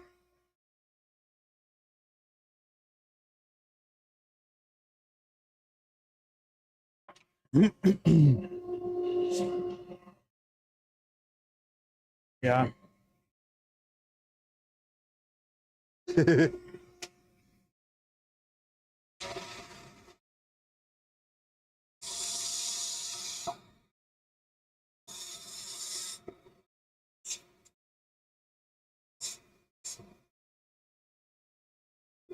I guess another thing that I thought about was like if I'm doing batches of stuff, you would see the same piece getting done over and over again, which is another thing that I was thinking. See that part every time. So it's like, well, when you do that particular part, how do I do that?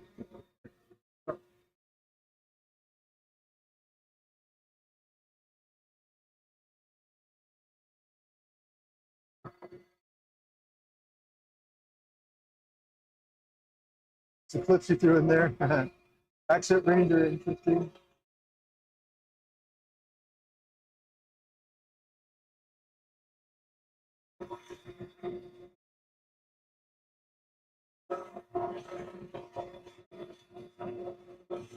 I hear you.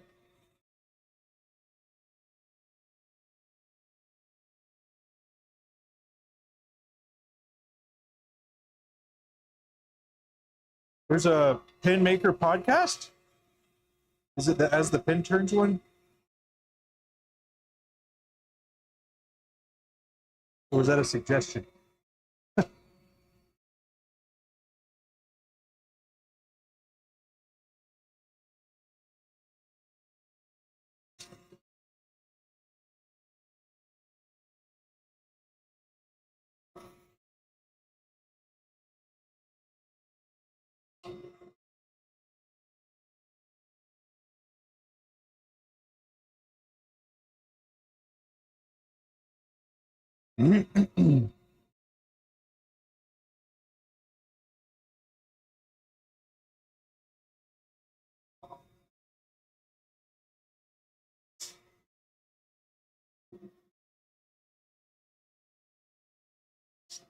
Ah, you can name names if you want.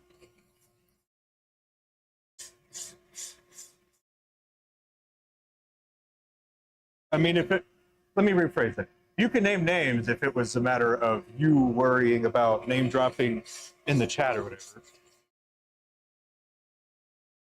But who else? I don't mind.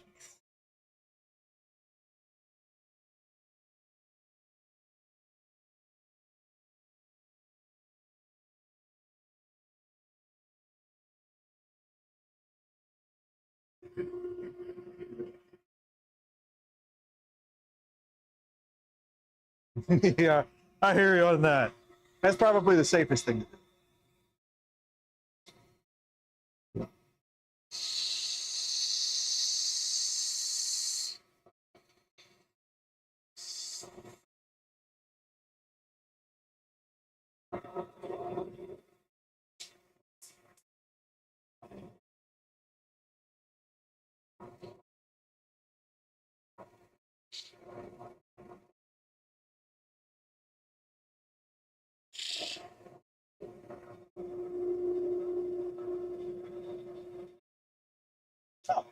I think I've heard of that.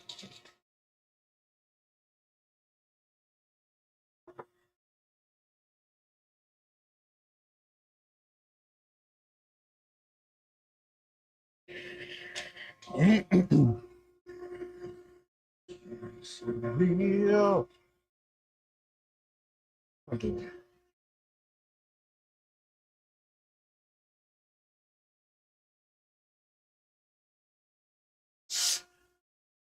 Um,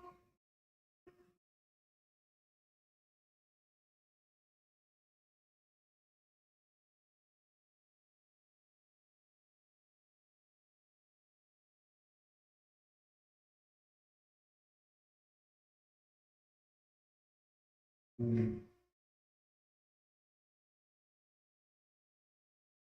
think that's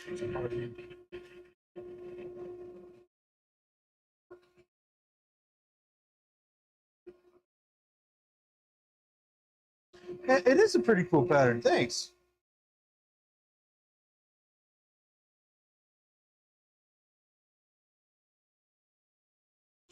See that. That is this. So here's what we're gonna do.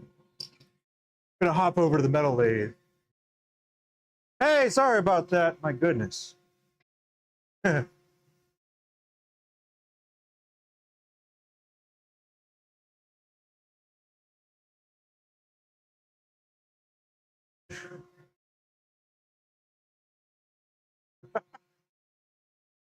All right. Woodworkers, sorry. Hope you're doing well.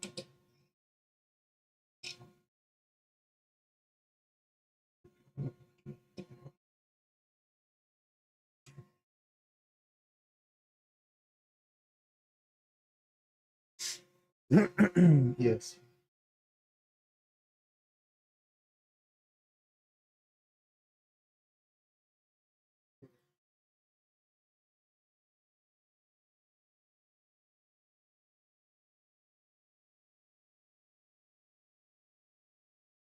Um, all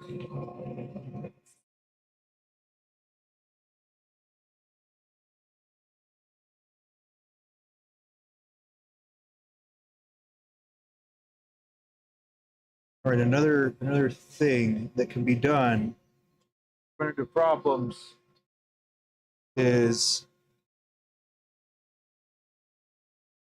put it on the component that it's going to end up being on, and then try to make corrections like that.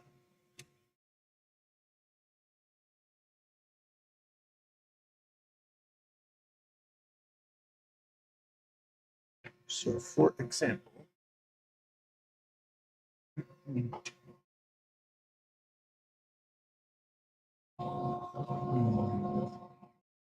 let's see. Uh-oh, I cut out. Sorry. I'm over here on the wood lathe, or on the metal lathe. I mean, hitting it with a little bit of sandpaper. Ow, too hot. Yeah.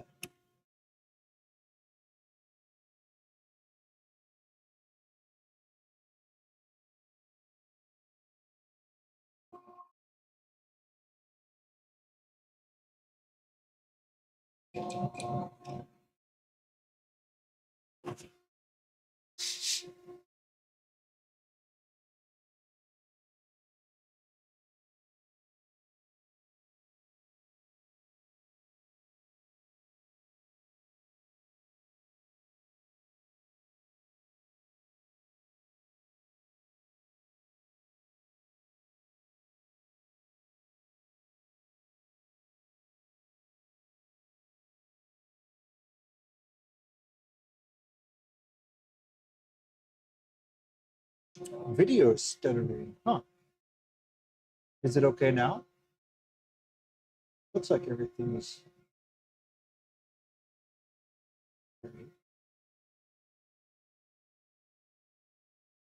Hmm. Let's see. What are we? Hopefully, it'll just iron itself out.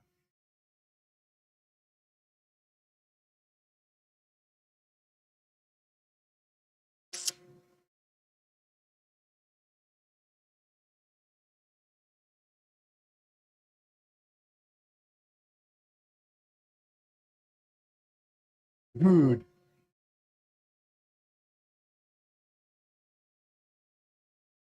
I'm food. Ah! Just kidding.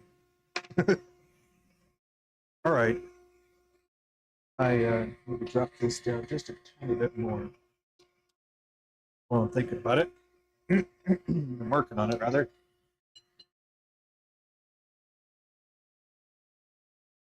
I had somebody pop up on the other, on the horizontal, and look at it. Oops.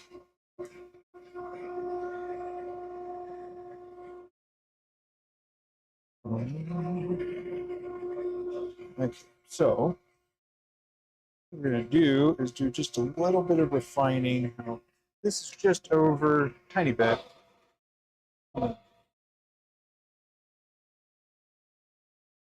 Flatten that out a bit here.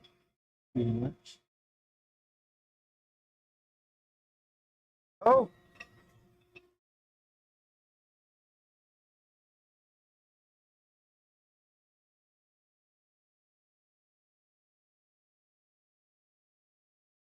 Man.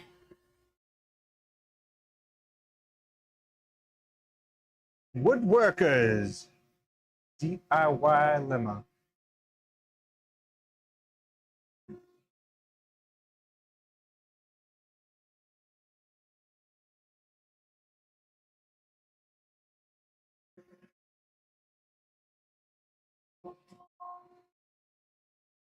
Almost there. Almost there. Just one more time, I think.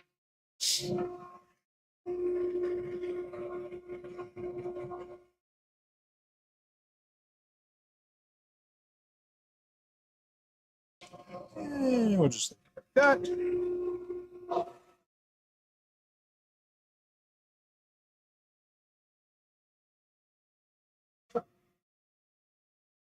I think they were talking about video idea stuff, but it was talking specifically about what is interesting or engaging, I guess.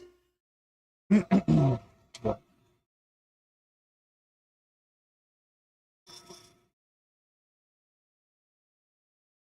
this is not how this should be.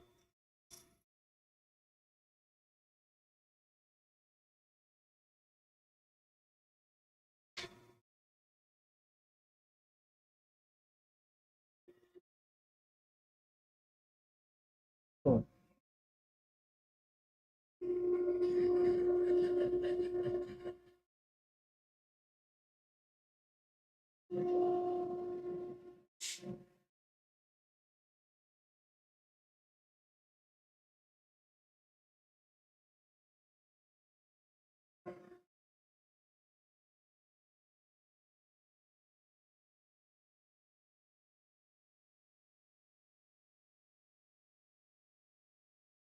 Okay.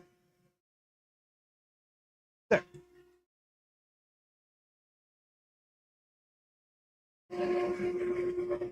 Now we're gonna go back to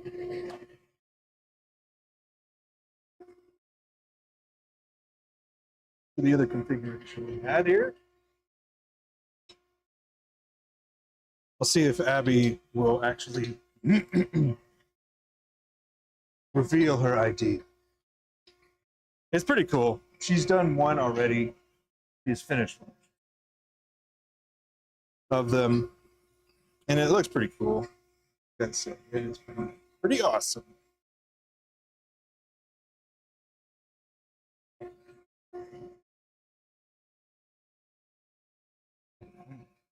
Well, we're making good time. I do think I will have sufficient time to pursue the other thing that I was talking about. But like I was mentioning before, that would be one of the times where I would change like the views, the camera view, right? So I can capture all that. Yeah.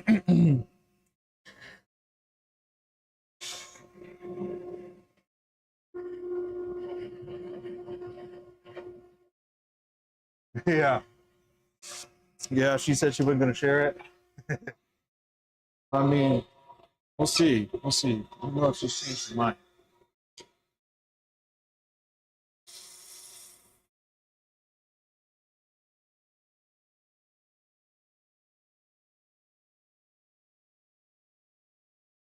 So she might not have. And it'll take until all these are actually sanded and done for she.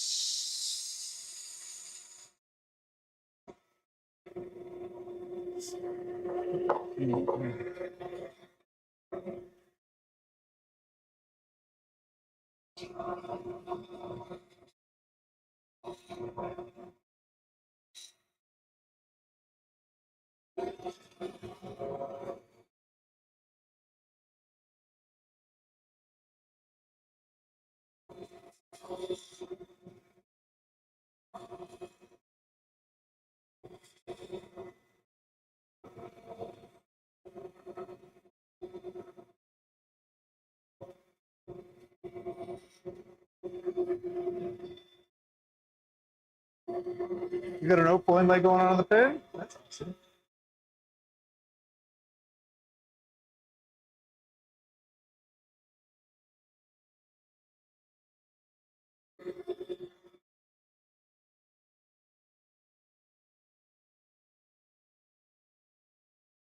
Yeah, I bet you can. I bet you can make it look cool.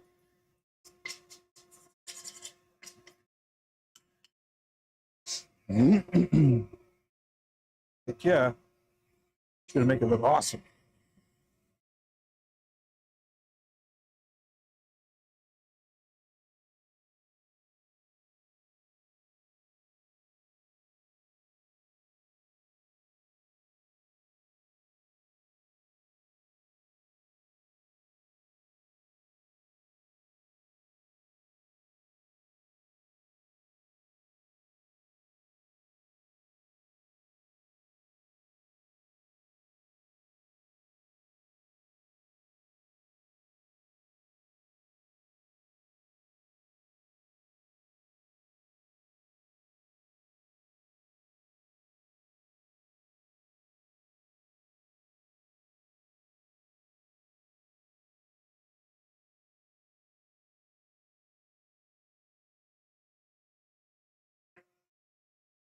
Let's see. Put like a coffee ground or something at the end of it. No, not the ground. Yeah. Not a bad idea though.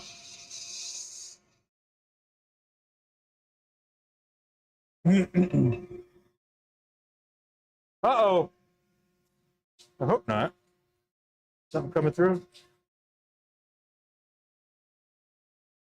Okay, quiet.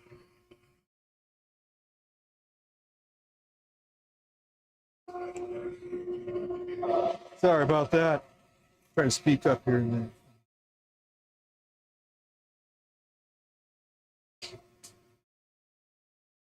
there.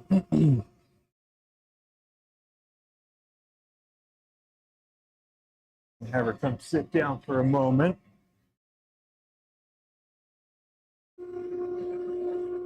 No worries, no worries. Sometimes I do pause for an unusually long time when got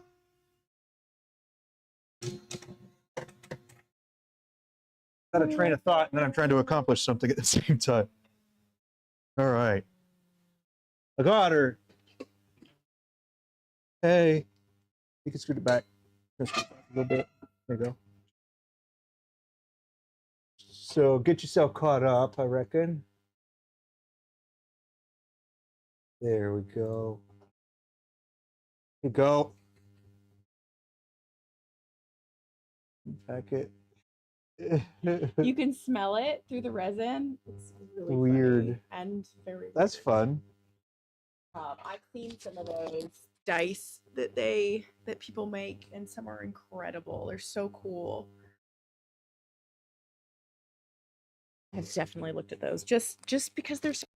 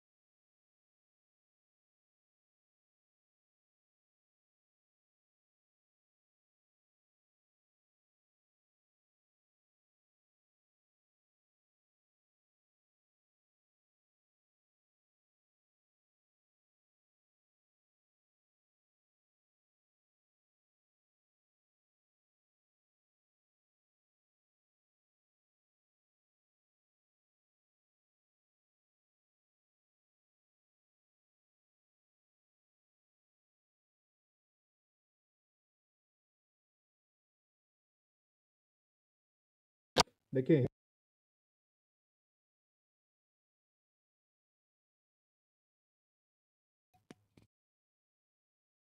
Uh-oh.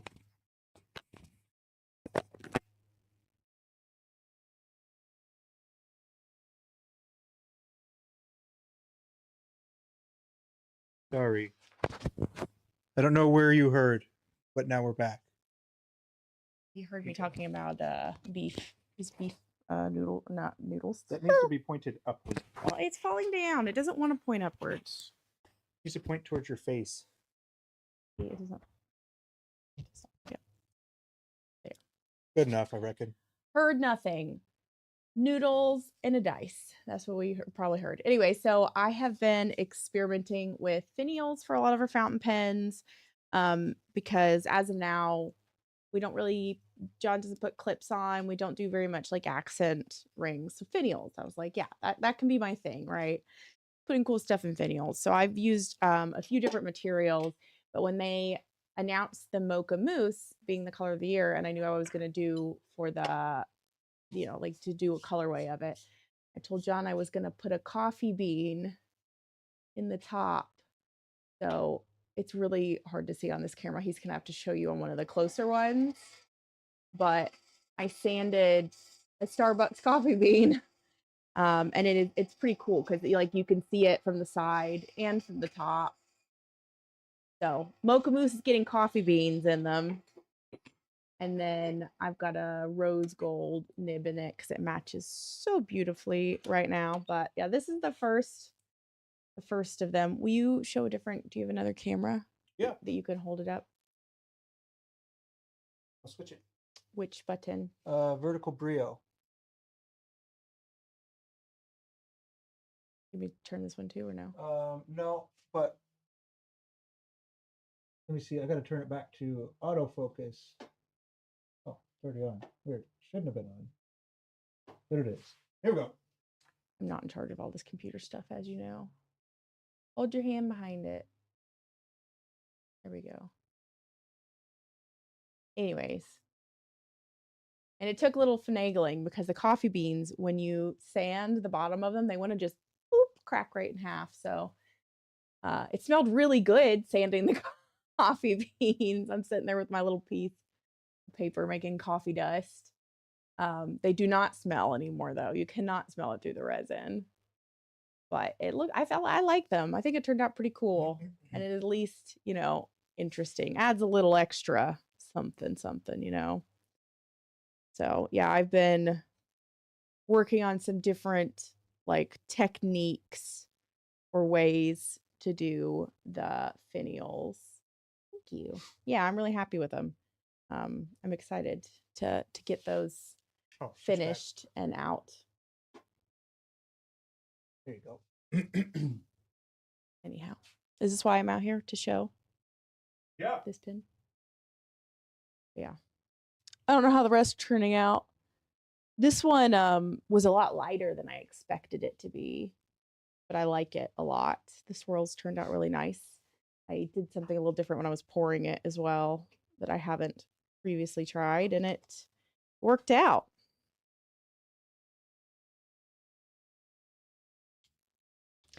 I got one more over Yeah, here. cool. And then one didn't make it.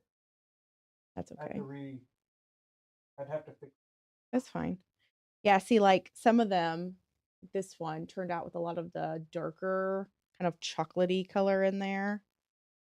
Chocolate. Chocolate. This one's like a lot lighter. Doesn't have much of the dark in it anyways. These are cool. You see how tight the swirls are in the pattern? Like there's less areas of the kind of solid shimmery colors, you know what I mean? Here you go. Thanks. So this color of the year thing, you guys or others. Okay, so it is Pantone color of the year. They announce it every year. I don't know how they choose their color. It's not us picking it. So we go out, you know, like off of whatever Pantone's color of the year is. Last year was Peach Fuzz. The year before that was Very Perry, which was a not really periwinkle, like a bluish purpley. Anyways, Pantone. Pantone? Sounds right. I think that's how you say it. I don't know. I don't know why they come up with the color of the year every year, but they do. And yeah, a lot of people make stuff with whatever color they've announced. Now, weirdly, I've seen, and they're just a company. I don't even, do they sell paint? I don't know what they sell. But for whatever reason, they're the ones that people look to when they come up with a random color of the year. But I've seen other, yeah, I've seen other people like post their own colors that they picked for the year, various companies and things. But yeah, I feel like they're is it paint? Is paint what they do? I don't know. I think so. I think they sell paint. So they essentially share a swatch and a new color and name it the color of the year. So we've done it for the last few years. This is absolutely my favorite that we've done for sure. Wasn't a fan of the last couple years.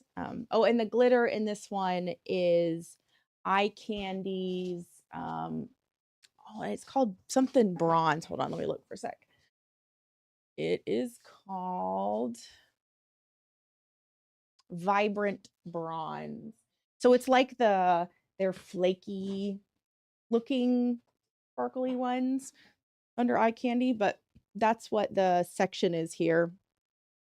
It's just the something bronze, and I put a tiny bit of brown alcohol pigment in there. So that's what the sparkles are in it. These, and unlike some different glitters and sparkles and stuff, these don't chip out at all. Like you can't feel them, whereas with some glitters you can feel if they've chipped out or like gotten cut off as it's being turned. And these never give me any issues, and they have a bunch of different of the sparkly colors. I have it in, I have like gold, and I have bronze and like a copper kind of color. Anyways, so highly recommend if you want that. Like, I don't know, it's a classy sparkle. I feel like some glitters push that, but it's a nice, not, I don't know, more subtle, I guess, for people that maybe aren't crazy about glitter pens or too many sparkles or whatever. Not that I think that that's a thing. I think you can never have too many sparkles. I like me some glittery, sparkly pens, but yeah. So I'll have to do all of the sand some more beans and do some more inlays once John's finished with these, and then they'll go over to me to sand them all. So hopefully this week. I don't want to wait. I would rather it not take too long into the year, because I know a lot of people will start coming out with their, various color of the year stuff. What's wrong? Kids, man. They doing anything? Not really. Yeah. They have bumps on a log. The kids have had a 4-day weekend. John's over them. Ready for them to go back to school. I'm not ready for them to go back to school. I bet I'm ready for them to do something productive, useful, enriching of some sort. They're not doing that. They're taking their day off. Multiple days off. The last time they had a dang day on. At school. Not at home though. Crazy. Anyways, I am inside packing orders today, and I have a lot, like 60 something. So I am inside packing orders today. Oh, And did you get the swag shot back up? No, I haven't looked. I don't. I'll have to look into That's it. okay. I think it got taken down, and I'd have to figure that back out. Okay. Maybe not today. Sorry. Anyways. I don't want that. Oh. I don't need that. I guess I'm gonna put it back inside. You already did it. In the pin box. It turned out pretty cool. I really like these rose gold nibs. Go on the gram. No, I'm not showing it till they're done. I'm not slacking. John, it's taken him a few days. He was angry at the lathe the other day. Is it smacked his finger real good? It bit me. It did. And that is very frustrating when things aren't working out. I guess that's part of the keep on your own schedule. It's like we know that things have to be done, but it gets anyways. Sometimes there's too much freedom. John's biggest problem. Too many options. Well, then it's like there's not enough options. Anyways, nice to talk to you, Kevin. I'm gonna go back to packing packages in my warm office. Pressed a button. I don't know what it is. Pressed. Well, one of the propane tanks is now out. You're not the only one. And sometimes it goes that way for me when like you, especially when you're trying something new or you're like improving upon something, it doesn't work out and you just get to the point where you're like angry at it. It doesn't help staying there, doing it over again. Yeah, maybe. I don't know. I've been tired. Just feel like I'm recovering from all of the holidays and too many things. But I've been doing Plunder Storm now because that ends tomorrow, I think. And I bought all of the cool parrot mounts. But other than that, we used to buff things when they were finished. With the 3 set of wheels on the lathe to try to make it shinier. That was like what everybody else did at the time. The amount of things that either flew off the lathe and hit the wall. Like I have a hole in the wall behind my lathe because one of the eggs that we've shown flew off and smacked a hole in the wall. That was my bad. It's okay. Yeah. But anyways, yes, things like that. Melted. We've like melted tops before we stopped buffing our sanding. We do the polishing instead.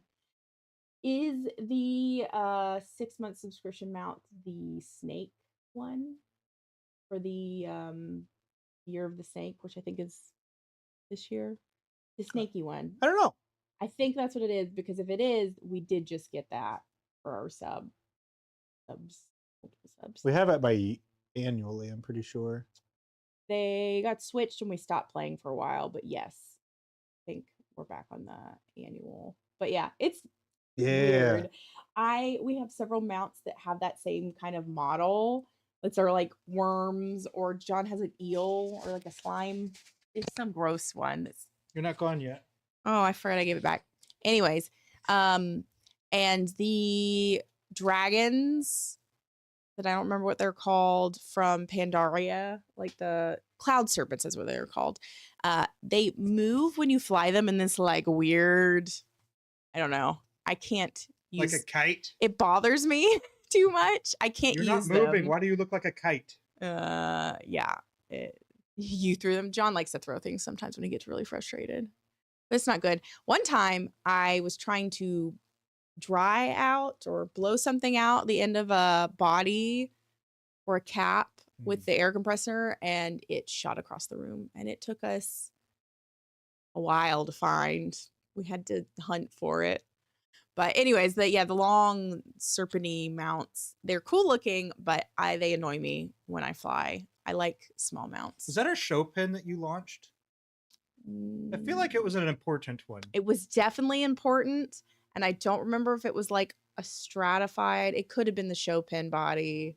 I think it I was found maybe the it. show pin body, and we're like, well, We don't even know how. I don't even know how it got to where it got to, because it was like under my casting bench all the way in the back. It was crazy. We did find it. Thank goodness.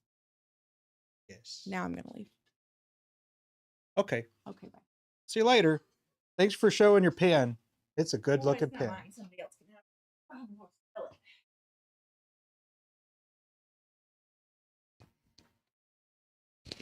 spill it. Maybe I should go to some pen groups, pen making groups. Be like, hey, does anybody want to buy a pen? Have you seen people like that? They'll go into a pen making group and like, dude, all these other people sell pens too. What are you doing? Or I mean, they make the pins. I don't know. Sometimes it seems weird what some people do, but that's what makes us unique and different, right?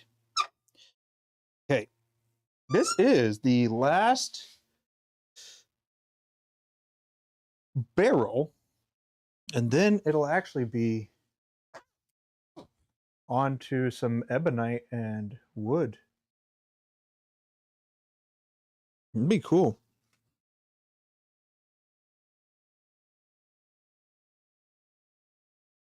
Yeah. There's a little noodle. It just outrage. Uh-huh.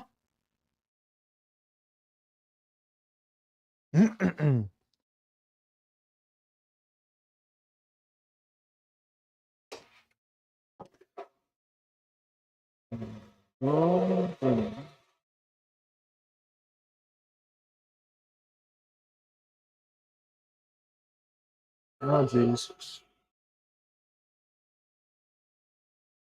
Oh, we were watching the show The Land.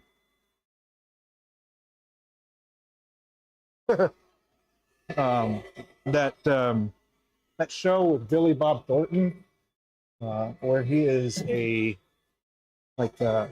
fuel guy, the fuel fixer guy, getting the agreements and all that stuff, the land use agreements for fracking and all that stuff. Anyway, it's pretty cool. It's a pretty cool show. Landman, that's right. Yeah, it's pretty cool.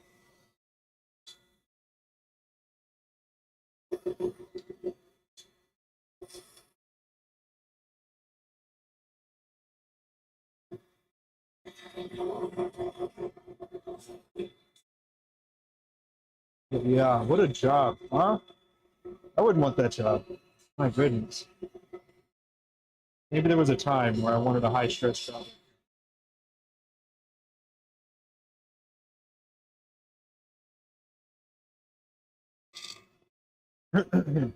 Certainly is not that anymore. Yeah, it is. But what do you expect when you got Billy Bob Thornton?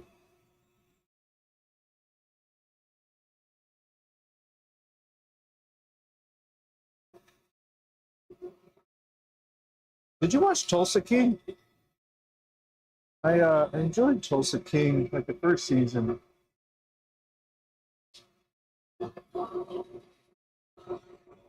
Not a landman's job.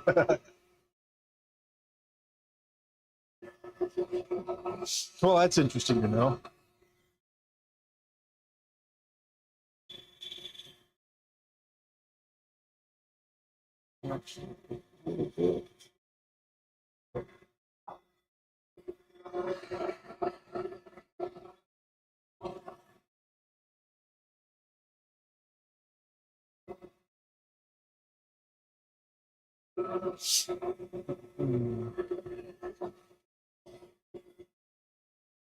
Landman is a lawyer.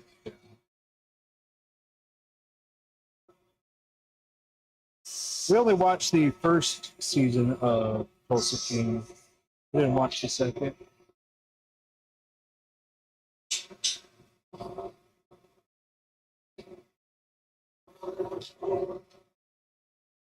Okay.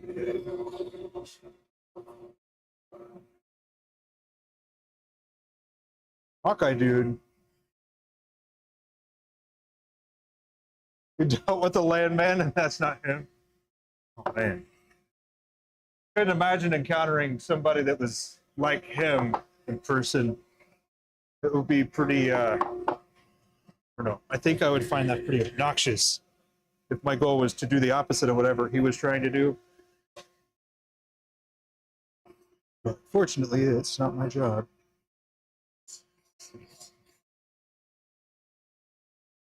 I shouldn't have taken it off already, but I did. So, King of Kingstown, I haven't tried that one.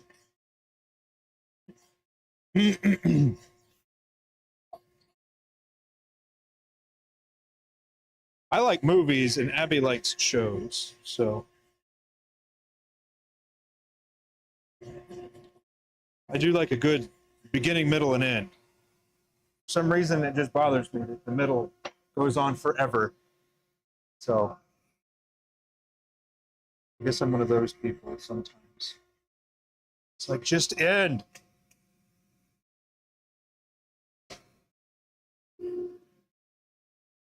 Okay.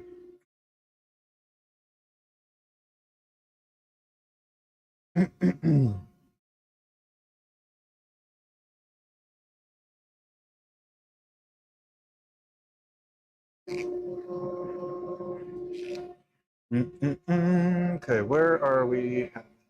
I must. Yeah, but yeah, I like movies typically. Um,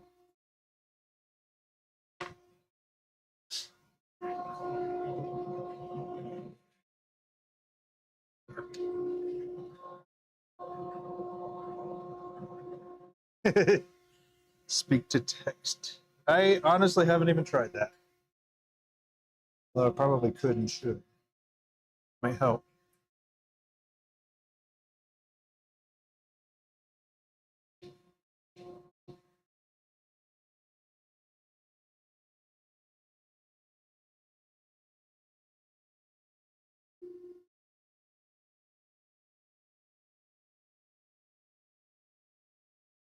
Oh, that's nice.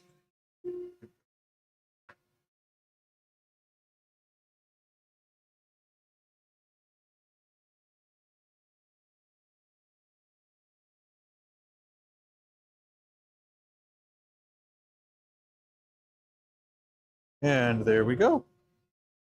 Now we've got 5 heads. Go. Closer look at them. Here we go.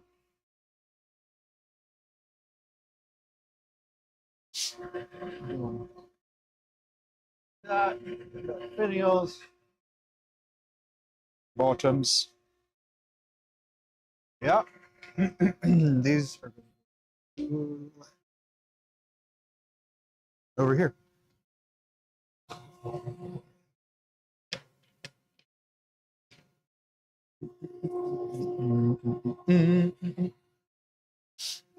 Okay. Now, let's go ahead and turn off Morty.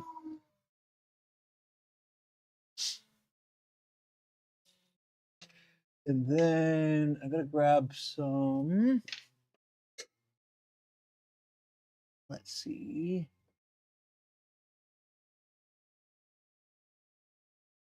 Boom. Okay.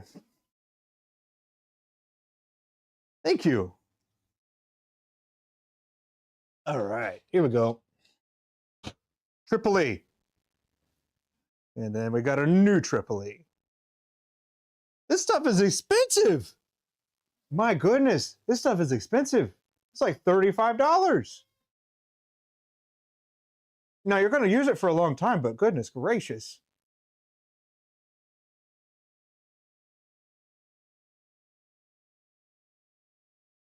Hmm.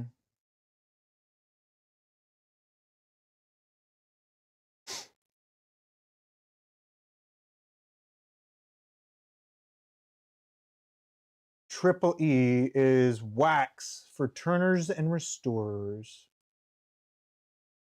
Let's see. Use over French polish, lacquer, shellac, most surfaces. Can also be used over sanding, sealer, or a weak coat of shellac.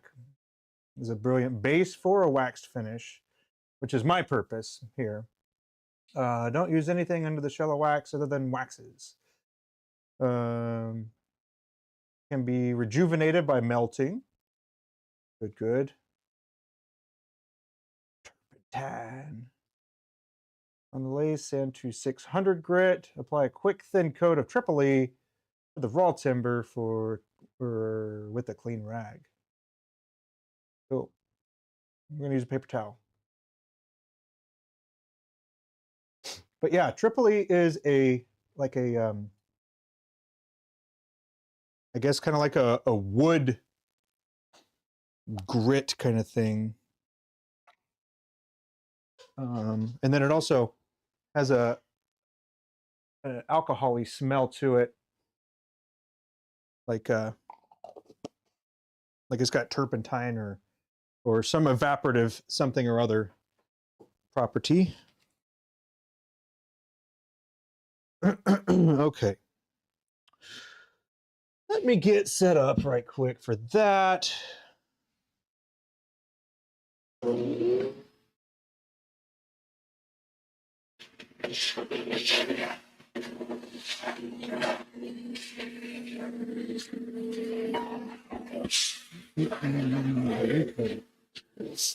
think I'm gonna need to change my stream now. Change my stream title. But yeah. So the plan is to sand from like 240 or 120 to 600. I think 600, and then use triple E, and then Mylans, and that's it. And for the cap, I'm gonna have to see how that goes. I'm not sure quite yet how I'm gonna finish the cap. It might be how I do the resin stuff, but I'm not positive yet.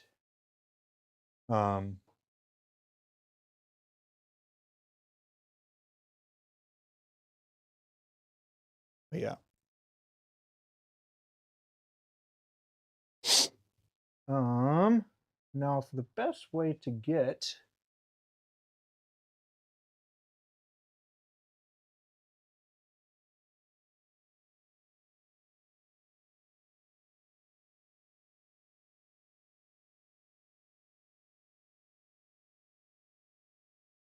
okay. Well, we're gonna need one of these so I can cut an inch off of it. We need that. Okay.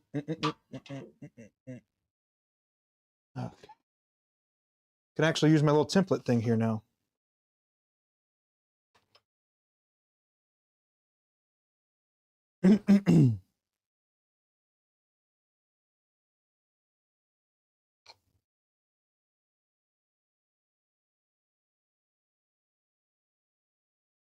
Okay, well, I'm gonna have to cut some more anyways.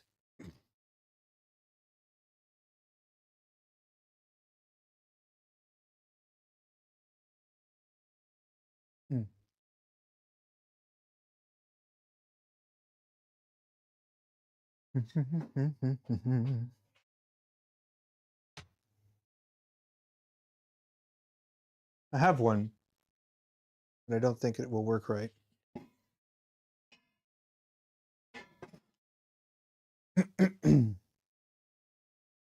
Let's see.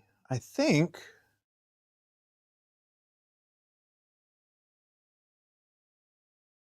for video sake here, it might be better to do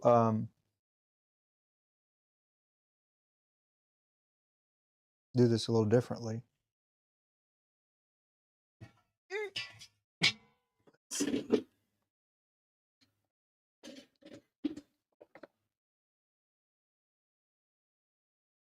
Okay, so this is going to be the barrel.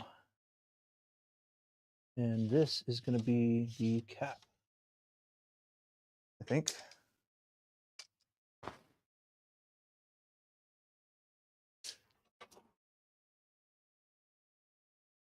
No.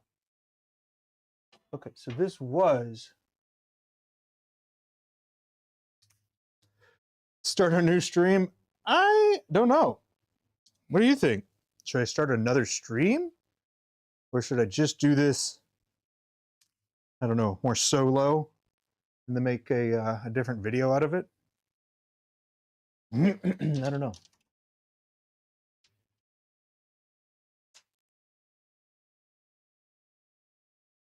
Okay.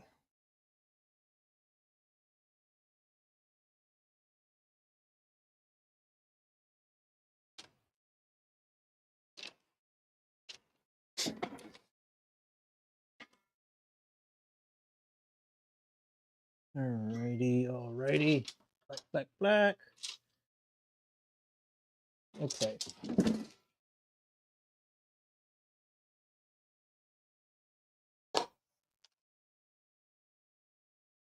Yeah. Yeah, it might. But yeah. What do you think? Did that bother you?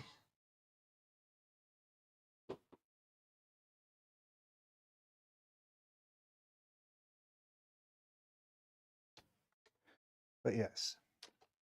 We got this size and that size that I got to cut.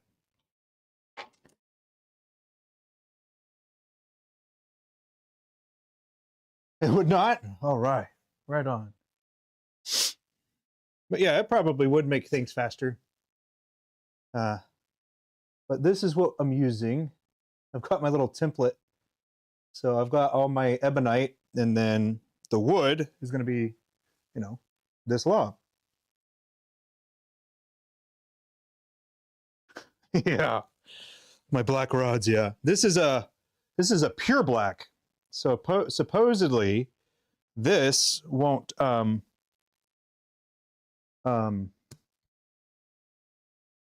it won't like gray or turn white over time, I guess. I don't know.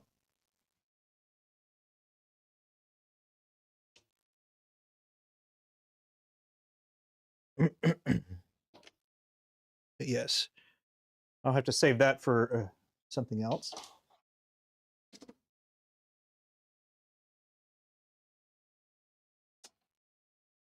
But then here comes the other question. I've got all of these for, hey, these are different sizes. Let's see. Those are 14. These are 14.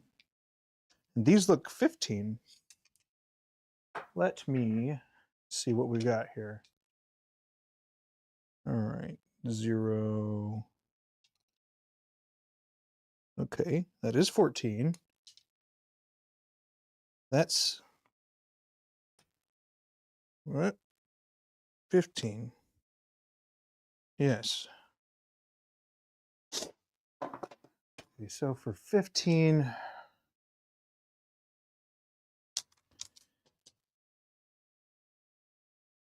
what was the 15s for? Maybe those were just for my sections? Because the initial plan was not to do these, but because these are the diameter that they are, we're going to be doing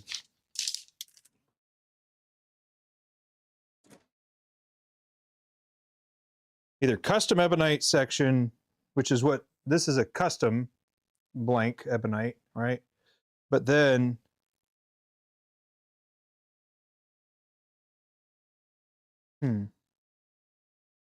let's see.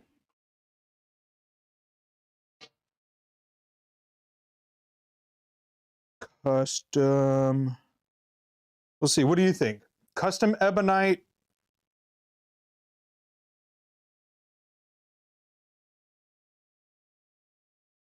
for the section.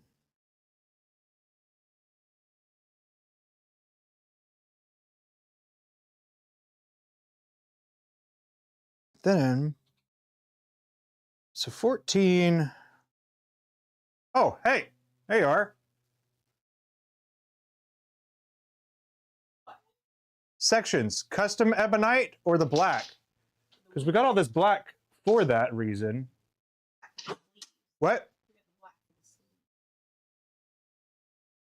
No. We got everything. We got everything in order to do black ebonite for everything. But because the custom ended up coming in and it was 14, that's what I was thinking. But what would be the use for the other ebonite that was not?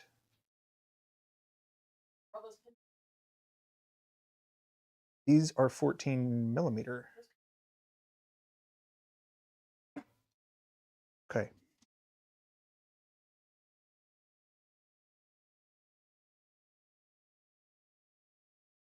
All right. Well, Kevin, this is going to be my project for the rest of today.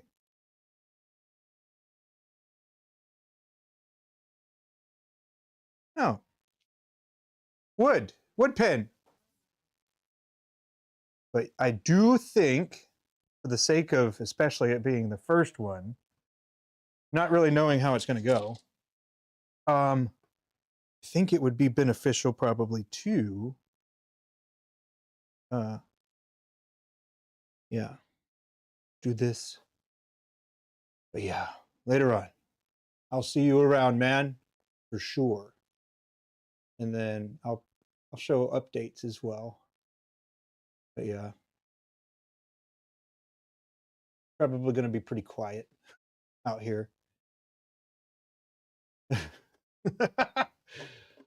But yes. Farewell, good sir. Have a wonderful day, and I hope to see you later or next time, whichever one comes first.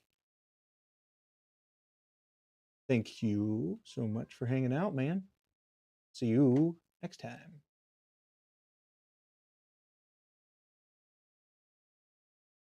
Mm-mm-mm.